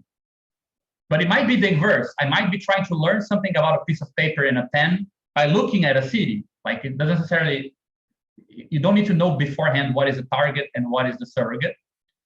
But then what he tries to show, I'm not going to go into the details here, but he shows that, for example, these things here might have constraints such that you get information for free if you act here. So for example, one of the examples that they give that I really love is, imagine you're trying to remember where a house was in a neighborhood you lived a long time ago. Like if you try to say it out loud or narrate it with natural language, the constraint you get is that sentences follow one from another, right? Sentence 1, then sentence 2, sentence 3, sentence 4. And you can add any information to any of those. I can start saying, yeah, I lived in Rio de Janeiro in this neighborhood. I remember that there was this guy, this house was near my house, that other house was far away. But this is just the content of the information. The relation between the material utterances doesn't help. But now imagine that I just draw a piece of paper, I draw my streets, then I say, yeah, there was a school here, and there was some other building here. Well, now whatever I want to add is materially constrained. It cannot be here or be here. It needs to either fall here or fall here, right? The two statements I already made, this was here, and the second statement, this is here, materially constrained where I can put things in a piece of paper. So the material constraints of the piece of paper facilitate the reasoning, because it kind of gives me added information that I didn't think of, that drives me towards the solution, right? Well, it's either here or here, because I already put a building here and another here, right? So they're interested in the ways that the different constraints of different systems make them more conductive to certain problems than others. And again, you see how this connects with the idea that composition can make some things more easily intelligible than in other situations, right? So it's a really cool paper. It's not that hard to read.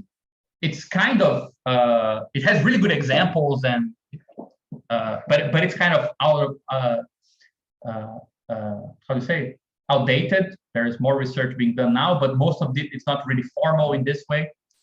But there's a lot of interesting stuff being done on top of this, and it seems to have a nice connection with behavioral meteorology, because we want to talk about constraints in our social description of worlds, right? So the fact that Barwai's theory of constraints is so central to his theory of thinking, right, of problem solving, or whatever you want to call it, seems like a connection that brings behavioral meteorology as a relevant thing in what we're calling these experiments, right? The sort of constraints that you experience in an organization can make it more conductive for you to think through certain problems in that organization than somewhere else.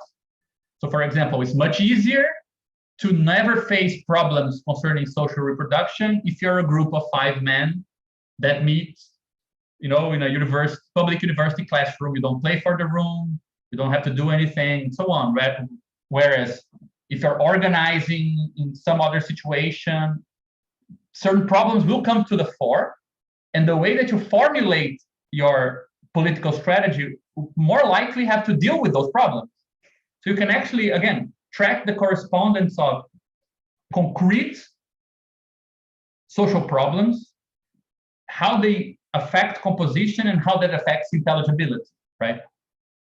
And you can say that you're delegating some type of reasoning or some type of problem typification or problem intelligibility to the organization, problems that wouldn't appear if you were only individually constrained, right?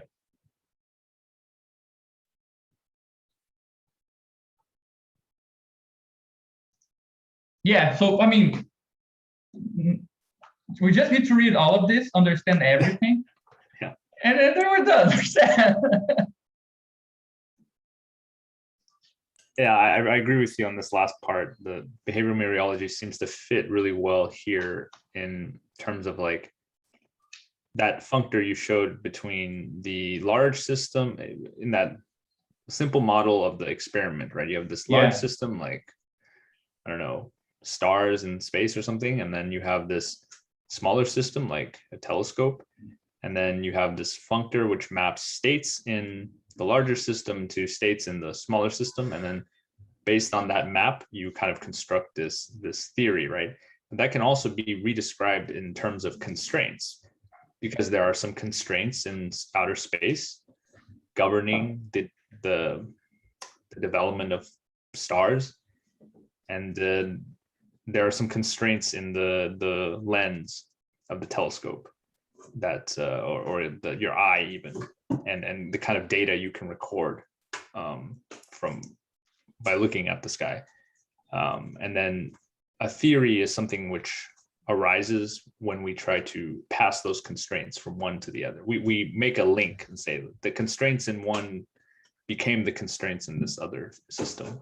Yeah, I think that the example that he gives is really good. He says, like, you want to understand, you have hypotheses concerning the fact that spiral galaxies are formed, like they're younger, right? And that they start like this mass, more amorphous ones, and then it becomes formed.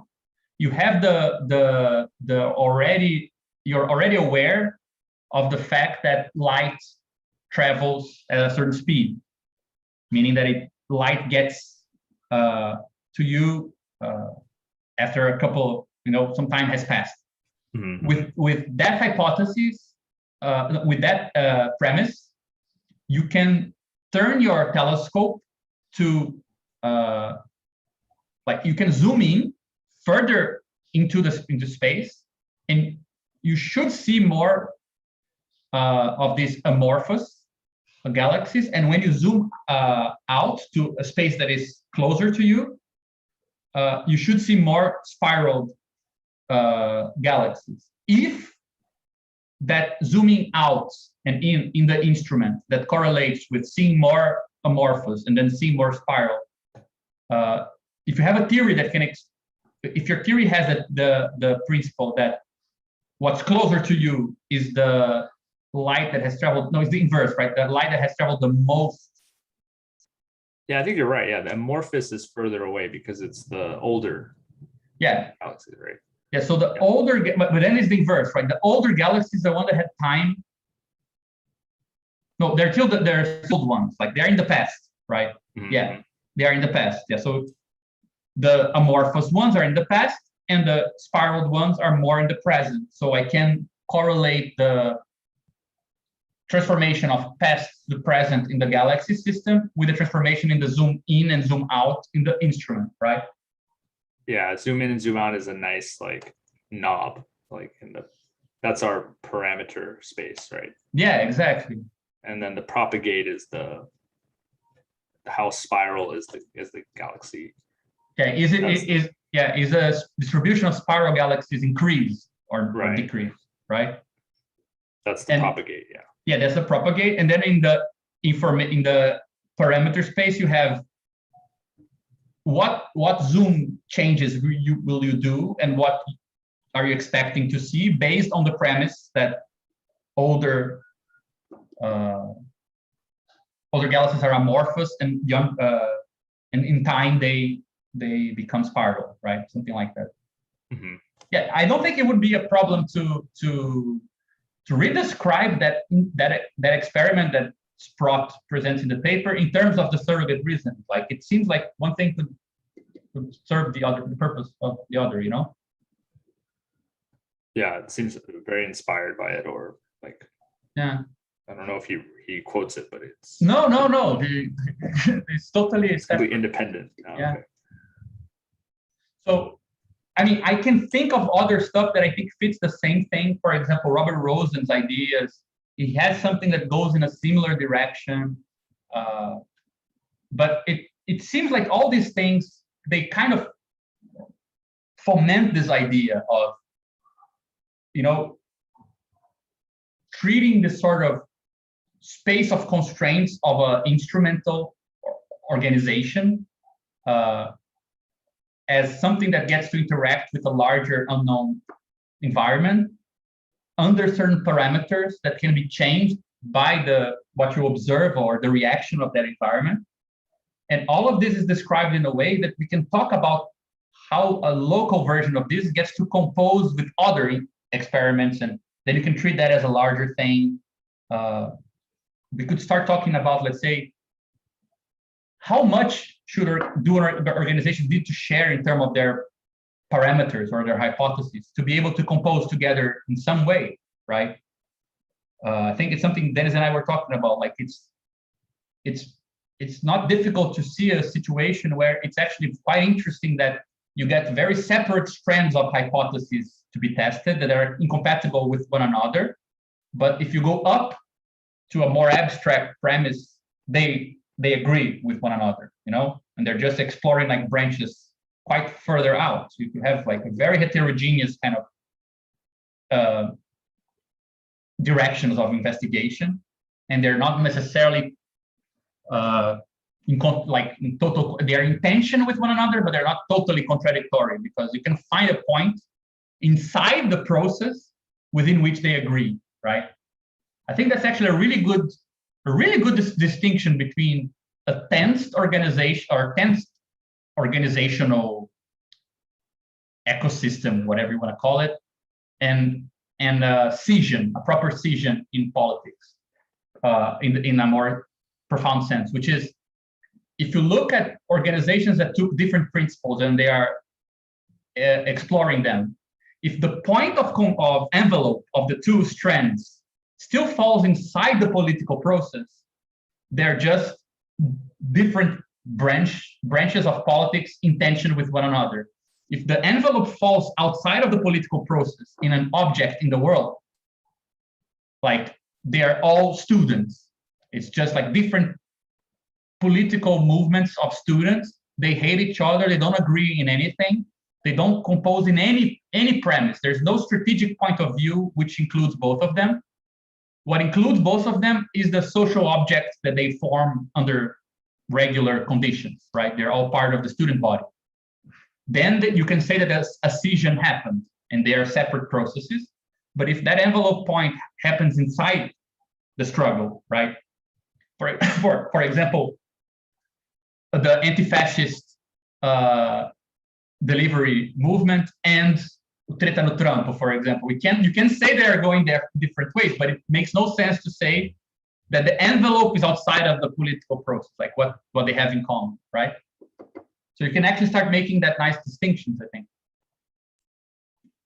Yeah, along those lines, also, I think the resource sharing is important, because a lot of times when we talk about these envelopes, we think of them in kind of like an abstract way, kind of saying like, okay, do these things belong together? Well, how do you prove that two things belong together? If I think a concrete way is to say, do they share the same resources? Like in terms of political movements, you could say like, do they share the same people, right? As a simple resources, the same kind of support, right? Like, I don't know, what are the concrete things that these two, even if they disagree on something, what are the set of things that they are constrained by, right? Like if you have a village that everyone there in the village shares, I don't know, like a lake for fishing. It doesn't matter if the village itself disagree, the members of the village might disagree on some point of how to react to, let's say there's some dumping happening in this lake, companies coming in and dumping chemicals into the lake. So some part of the village might think, well, this company is bringing jobs, so we need it for economic growth. The other part of the village thinks, no, well, the lake is our livelihood, and so on. Well, what ties the two parts of the village is that they both still depend on this lake, right? So you can, I feel like the resource is a concrete way of describing the envelope. Yeah, but you see, I agree with you. It's a concrete way of doing it, but in the way you just did it, I think we could make the distinction. For example, under the premises we're working on, what would constitute something as a political thing, constraint, rather than a social one? The political one is the case where the existence of what's going on depends on the existence of something that didn't exist before being maintained, right? Like this meeting only has meaning because we are committed to the fact that something that doesn't have a place in the world should have, right? So that in existence gives, we depend on it for this other thing to have a degree of existence of its own. But the thing we depend on might not depend on this in existence. So the lake is there, it's true, everyone depends on it, but as a common resource, not in the same sense that, for example, the Khrushchev report destroying, let's say, the Soviet Union's legitimacy actually destroyed the legitimacy of a bunch of meetings that were happening throughout the whole world that were kind of dependent on its relevance to be relevant themselves. The moment that that thing falls, those things also lose their relevance. Like the common envelope is actually itself political, right? It can happen that it's not. And I even think that that's actually a definition of what's been called cosmopolitics. Cosmopolitics, the sort of politics of the environment, politics of Gaia, it trusts that the planet Earth is the common envelope of all struggles. Like you can just trust that it's not, let's say, gonna be destroyed or made illegitimate by our disagreements. Ultimately, it's a resource we all depend on, right? Yeah. So we can make that difference as well between, is the common point of these separate branches inside itself dependent on an event or whatever you want to call it, right? Or is that common point prior to it and kind of indifferent to it? Yeah, I see what you're saying, because yeah, I mean, in this case, the lake is an existent thing, right? Yeah, it exists, right? It exists, yeah. But for example, saying that we can manage natural resources better than through state and capital private ownership, that doesn't exist, right? But that's an operation on the status of the lake. It's not exactly the same thing as the lake, right?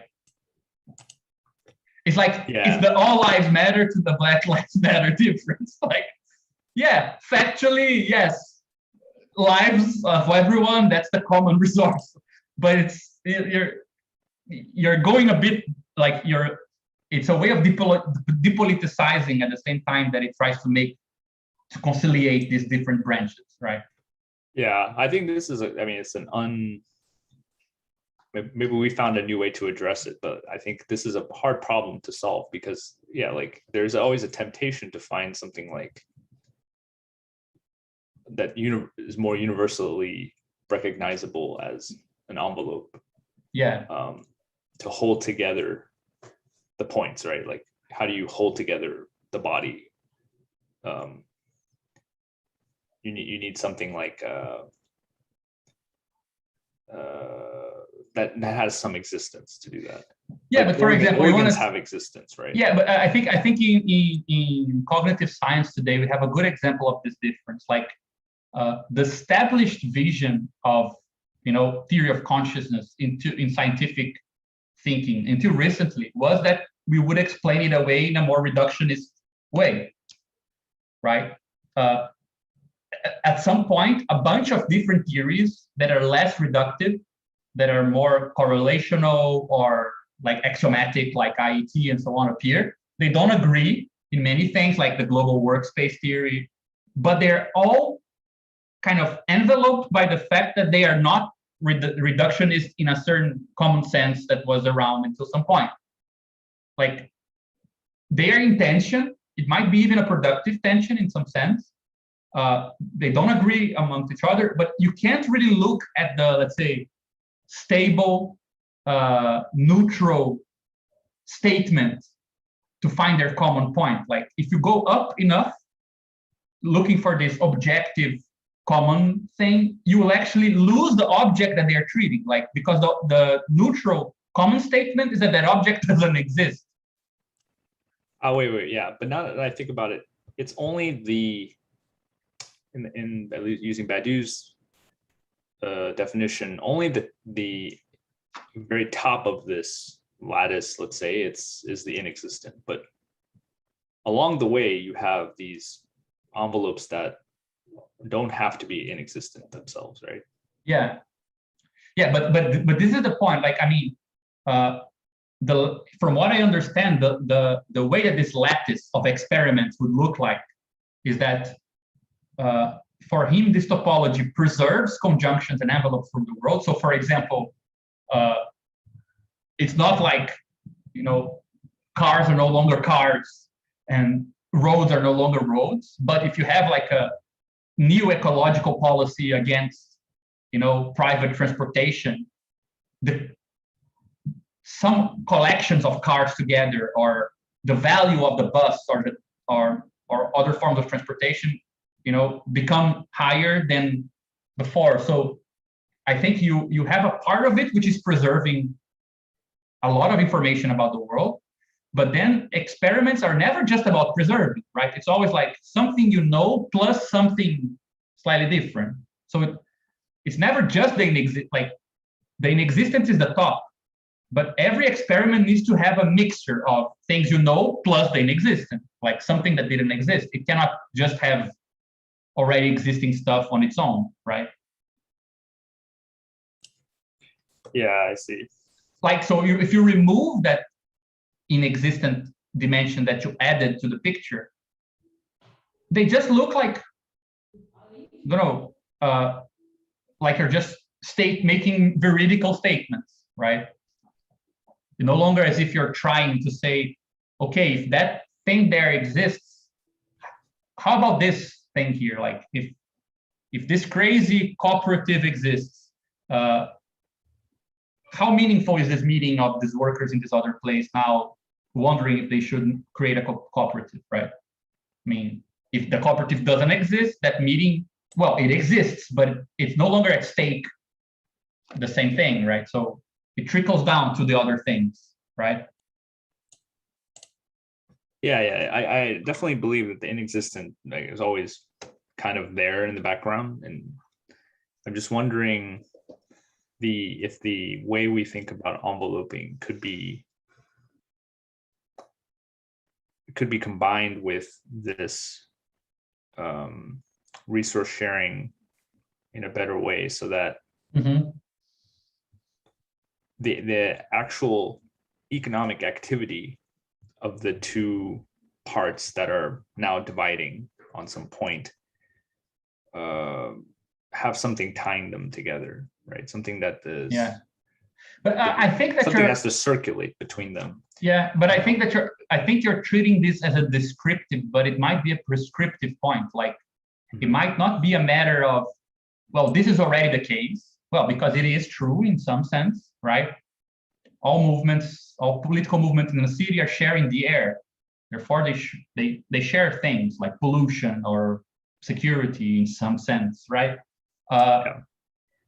But I think what you're saying is actually the inverse. It's more prescriptive. Like the more resource sharing circuits you have, the more lower envelopes you will have other than the inexistent, right? It's an idea for a strategy. Like the more social movements that don't get along share resources, the more you will be able to find envelopes of their common points. That doesn't need to go all the way back to like general principle, but that's a prescription that you're proposing. Like you're solving the problem. You're not describing the problem. Yeah. I see. So the problem itself is you have these kind of hypotheses that can be or can be resolved in two different ways, or more than one way, right? But yeah. But what I'm saying is the way of joining these different answers to the hypotheses could be interpreted as a kind of resource. Yeah, I mean, imagine something like, okay, you have like this very general principle, like this gives rise to an organization and another organization. And then let's say this splits right into a new organization here, tree, and splits into this. And then this one here split, like has a bunch of other processes that now have nothing to do with this, right? The strands never agree on. Like, for example, you could have the case where these two here agree on this one. But we're talking about a situation where suddenly, though they agree on this very general principle, like socialism is interesting and should be pursued, this whole set of organizations here doesn't have any point of agreement with this whole set of organizations here, right? And we're saying that, of course, like, if you don't find any point of agreement, you could even say that it comes to the point where, I don't know, this one here imagines these different principles and no longer even agrees on principle with the other one, right? Mm-hmm. Yeah, that's the most extreme case. Yeah, and we can say, well, but when this happens, there's still some resource that is actually, let me write it differently. Like, there's still some resource here that is actually at stake here, is at stake here, right? They all share this resource. So it actually provides an envelope to bind them together. But now the argument we were making is that if this resource exists objectively, regardless of political principles, you're not really connecting these things together, because these resources are like a lake dividing a group of civil society that doesn't care for protecting it and a group that cares. It's bound at a level that doesn't really yeah, It's No, not I internal, right? Yeah, I agree with you there. I think what I'm trying to say here is like all not all resources are political Yeah, no, in definitely. existence, but all political statements are resources. Yeah, that's what I was gonna say. So like you, what I think you meant is like imagine that you have a clearer view of resources that are at this level, and they are here and here, for example, right? Some organization is concerned with building common resources between organizations. These resources are themselves based on this principle, right? We created this like a society for people who care for the lake. And some people who are in the separate branch, they're actually part of that. They don't agree with, they go to the meetings to piss on the other people who want to engage politically with the thing. But the fact is that now you have a resource that is an envelope at this level inside the process, rather than an envelope that resource that is an envelope at this outer level, you know? Mm-hmm. Yeah, but like I'm just saying that the principle is also a resource. So I mean, there's no need to like draw them differently, like P at the top and R below, because isn't it just simply a slogan, kind of a resource in a way? Yeah, you're right. Yeah, I think the meme thing actually could be totally kind of described here, right? Yeah, exactly. A meme is a resource because it's something that you share that has some kind of common recognizable form, right? That you can kind of exchange with one another, treat it as currency. But then you can also think of ways that even something like a meme can degrade. For example, when it's co-opted by some other group, then yeah, you no longer can use that resource. I don't know. Yeah, and the meme has an issue as well, which is that it's a resource that you never, because I mean, it doesn't really have a classical relation to scarcity. It never requires you to go back to it, right? I mean, it seems like it's available infinitely until the moment that it's no longer available, right? I mean, yeah, it's not scarce, but it can be destroyed or something like that. Yeah, I mean, in the sense that it doesn't, it's not so it's conducted to a one way of organizing around it, and it circulates, it creates this sort of envelope because it's a common resource to all of that. But it's not, let's say, the same thing as, for example, I'm not sure, like having a printing press that many different organizations that hate each other use. Yeah. Right. The level of, let's say, encroachment of that resource on these organizations is larger than the level of, right, the level of imbrication of the meme with the different things that is certainly like it seems like the very thing that makes the meme good, which is it's light, right? It doesn't require great engagement. So it composes ubiquitously, also makes it kind of, you cannot benefit from it being heavy, right? From the fact that it's very encroached in the organization. So it's not like, it's not an envelope you can let go so easily. So you're stuck with others if you share more complicated resources, right? Yeah. You kind of see that with like, you might take a slogan, but then like some other group does something in the name of that slogan that completely misrepresents your position, something like that. Right? Yeah, and you can just drop the slogan at that point, right? It's not like you're stuck with them and then you still need to work around it or do something or respond to it. That tension is easily dispelled if you just let it go as well. So, but I don't know, I think that there's a lot of stuff there that makes sense, you know? Yeah, I was thinking how also like, because I also feel there's this, it feels a bit discontinuous the way like how like an organization materially reproduces. So there are the conditions for reproductions are like of social nature, but at the political level, like what it defends, what it thinks is seems to be like a different kind of resource, like maybe like a tradition that it affiliates itself, and the way it relates to like other movements in history. So I don't know if this can be treated as a resource also, like the way that you know, that you only feel that what you're doing makes sense, not too much because like you're meeting with people, there's like an end to it, but you justify it through like a certain like political idea, and that like you know what I mean? Like I see what you mean, but like this is where I think Badiou is really good in his very vulgar materialism, because I agreed with the idea that principles are resources, but now I kind of disagree, I think, because I think like for speaking about ideas is a resource. It's materially bounded. It you know, like it's situated. It's here and not there. It can be depleted. It's not the fact that it's scarce in the sense that it's almost about to be depleted.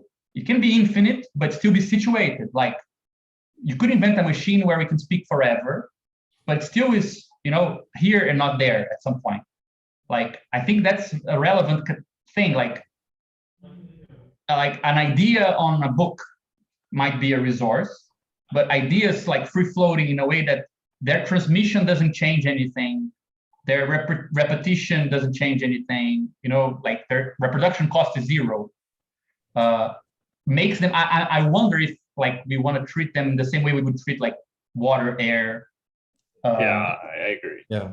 Right. So, and I mean, and this is, I think goes well with Badiou, because for him, ultimately, like you want to find ideas in the form of stuff we're doing, right? And not in the way we speak. So, but I don't think it changes the point that you guys were making. Like, I totally agree. And I think that this is actually where this approach goes to ultimately, because this is what we're ultimately saying. Like, if composition affects intelligibility and capacity for interaction, and composition has to do with resources, social reproduction of organizations is materially conditioning of your actual political platform, right? Not political theory, but what you're actually capable of doing. And from the set of ideas you defend, the ones that will have efficacy, it's actually conditioned by the social reproduction of the organization, the way it's composed, what constraints it's under, right? What it shares with other parts of the world. Yeah, exactly. And this composition, tying it back to the thing we said, like it costs something to see something, right? Mm-hmm. What is the cost? I think the cost is the cost of reproduction in a way. Like if you want to sense something really complicated, you probably need to be composed in a really complicated way.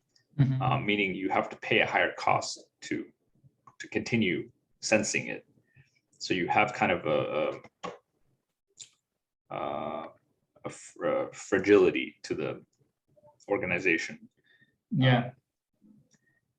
To sense certain things, but whereas like very simple things, if you want to sense it, you don't need to. But even like social reproduction, is complicated because. You know, like this is, I love this because this allows us to say something I always wanted to say, but I think ethics is cost-free cost-free politics is ethics. Like, right, the politics reduced to simple components, like I'm here, things that happen to me, things that I act as a person. That's what we call the world of ethics, right? That's why, like the underlying difficulty with ethics is that it's very hard to include into ethical behavior the possibility that what you do locally is not conducive to what happens globally. You need it. It's a thinking, like from its religious basis to morality and so on. It's very, very connected to the idea that everything that is accessible to me simply as an individual is what I need to create effects at a complex level, right? At a social level. If you behave good, society is good, right? That sort of thing. Yeah, it's very hard to encompass. I mean, that's a whole problem with structural analysis of capitalism. To say you can have a bunch of honest people and the aggregated effect socially actually doesn't go in that direction of honesty and justice and things like this, right? So I think that there's a nice thing to that, like politics, I think, begins when you start having to add costs and this sort of trade-offs to create some type of entity which is actually at the level of the decisions you want to make, right? If you don't need to make any of that, that's actually the sort of question we call ethical questions, like what should I do? How should I behave? What should I understand? Even if it's very sophisticated, it's still kind of situated in that way, I think.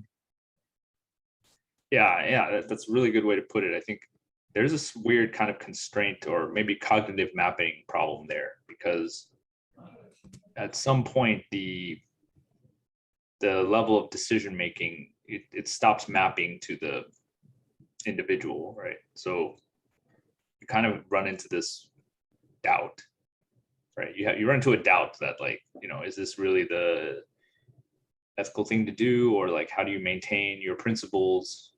How does an organization maintain its principles?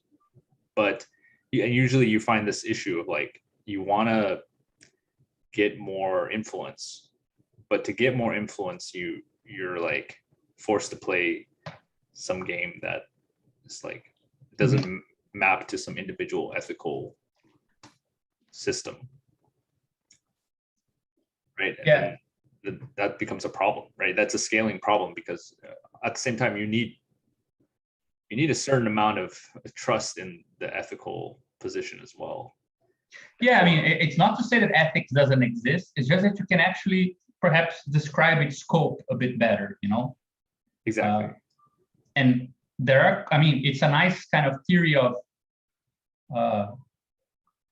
it's a theory, it does for ethics what complex numbers do for numbers, because you have, ethical and unethical behavior, and then you have complex behavior, which is in this other line, which is neither ethical or unethical. It's just not of that kind of register.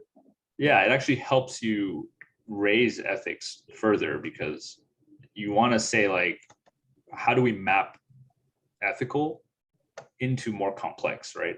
Mm-hmm. So that looks different. Like that isn't going to be some intuitive first person picture. Yeah, I like this. I think there's, but Badiou, in his books on ethics, he has, like, if you read it carefully, one of his theses is that fascism is trying to kind of simulate political processes at the level of, recognizable ethical attitudes. Like, if you try to reduce complex political processes, which are not about you, to something that is actually recognizable at this transitive level with the local, that's a sort of simulacra of politics, right? Like, so it's a crazy definition. Yeah, he has two crazy definitions. That one, and in the theory of the subject, he has this one-liner that ethics is the remains of politics. Like, you do politics, and then, like, once it's over, there are like minor questions that you need to, like, clean the room, say bye to the guests and so on, and that's like the ethical part of life.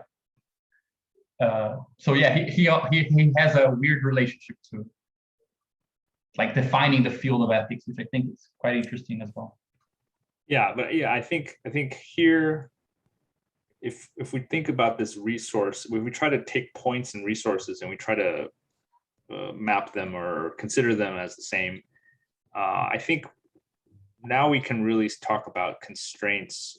We can talk about treating points, because I think Badiou leaves out a lot of details of what does it mean to treat a point, right? Yeah. You give some examples, but I think it would be nice to talk about treating points in terms of the constraints of a resource,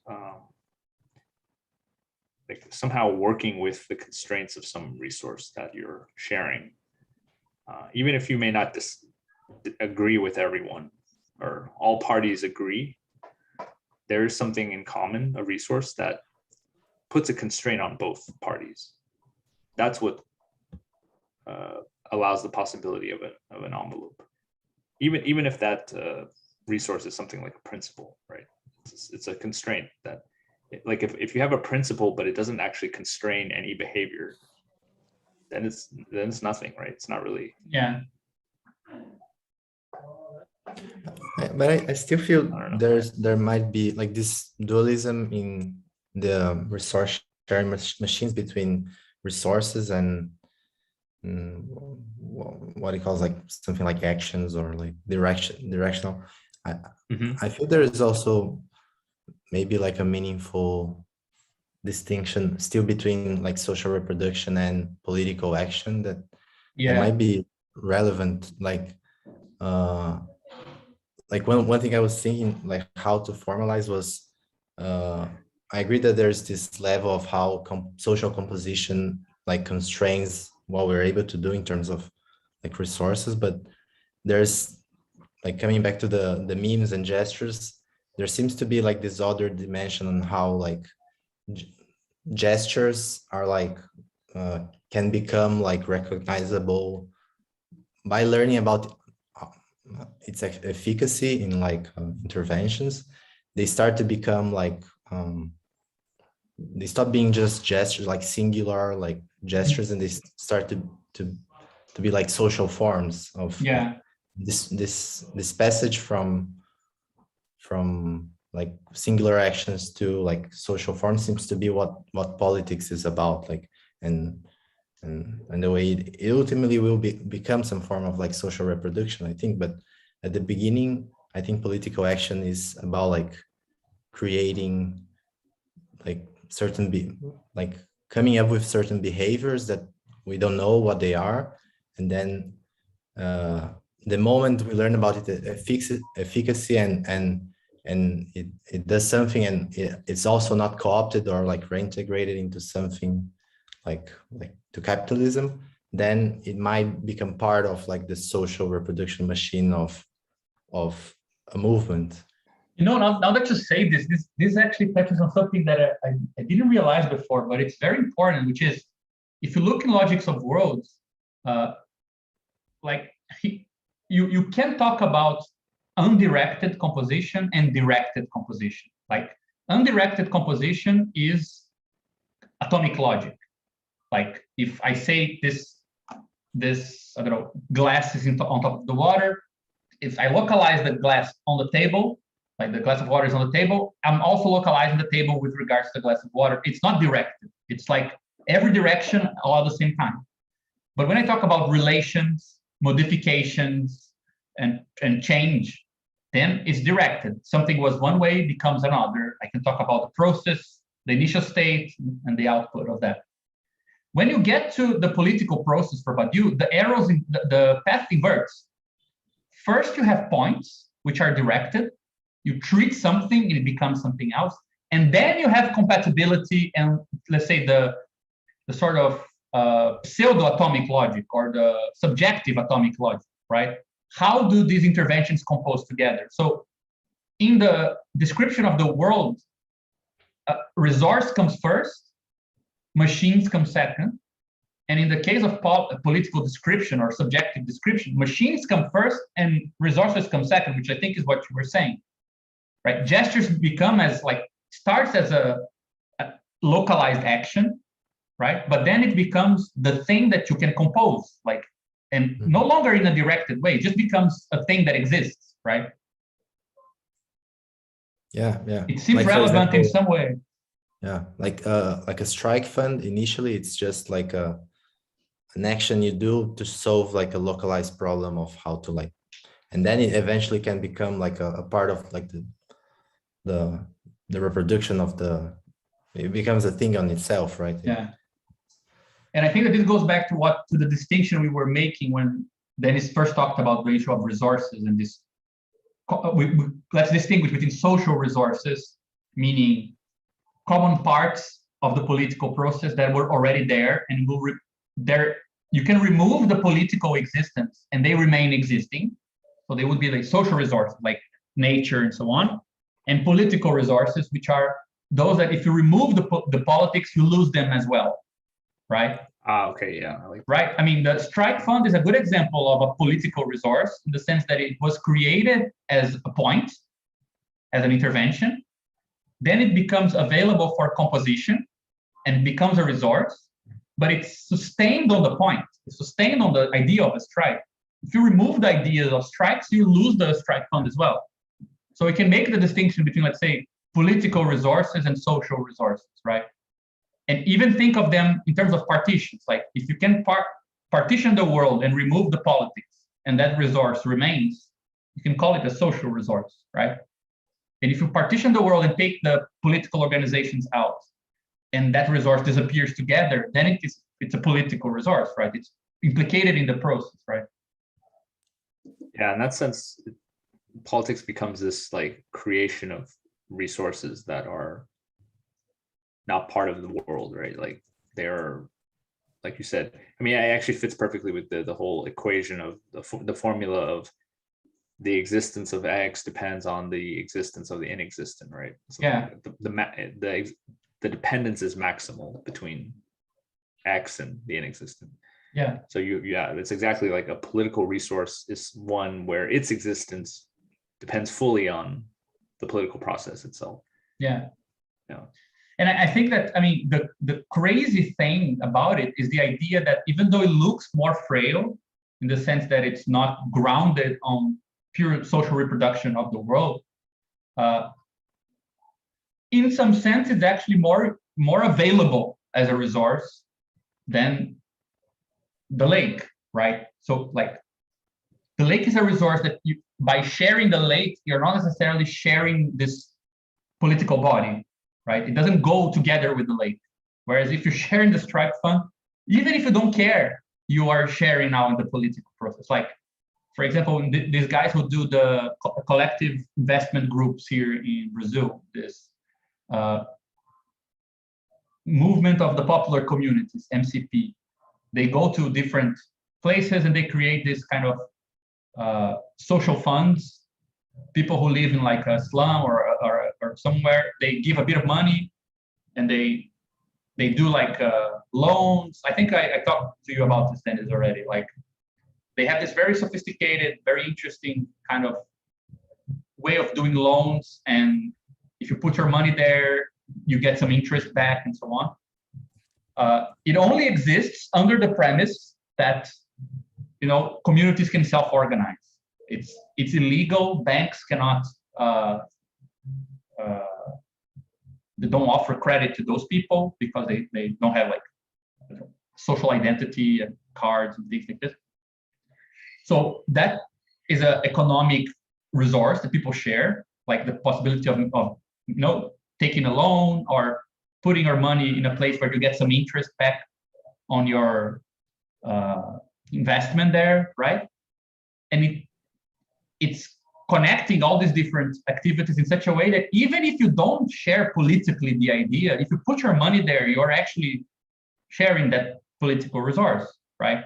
Yeah, exactly. So I think that's where I think we should try to go investigate, because that's feels more robust than like just simply saying that these two things belong together because some abstract principle binds them, right?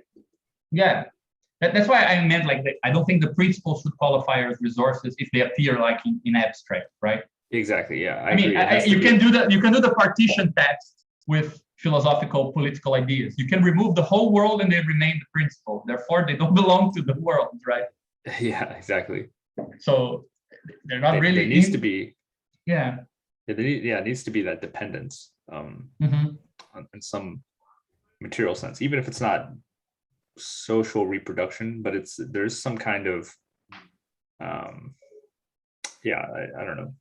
Yeah, I mean, material existence. Yeah, you can derive the reason why the more this resource is both caught up with the inexistent and with the reproduction of objects in a world, right? So, for example, if it's a hospital, but it only exists because people there are working in some way together, blah, blah, blah. So the form of it is self-managerial, for example, but it is in a place where no hospital would be placed, but it's deeply connected with the reproduction of people in the region.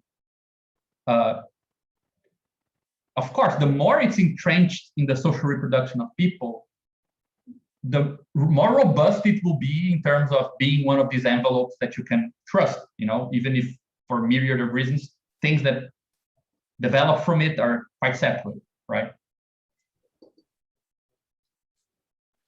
Yeah, exactly. And yeah, I mean, and if you look at, I mean, most of the time that's how you can trace it back to things like that, where it's like fighting over land or, yeah. I mean, land is separable, like you can separate it from the political process, but there is something like maybe ownership of the land or something that's yeah, whether those who are indigenous to that land have rights to the land, or if it's the land is itself a commodity that can be bought and sold to anyone, that would be like a point, I think.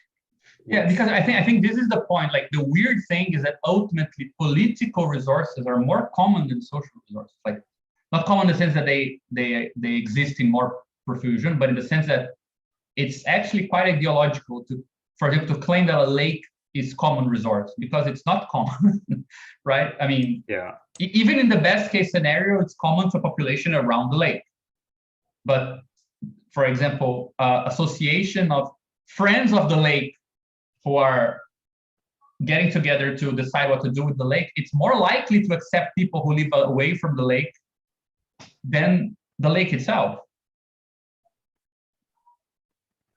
So, I mean, politicizing something actually gives that resource a chance of being the common part of many parts, more than just trusting, let's say, natural resources on their own, for example.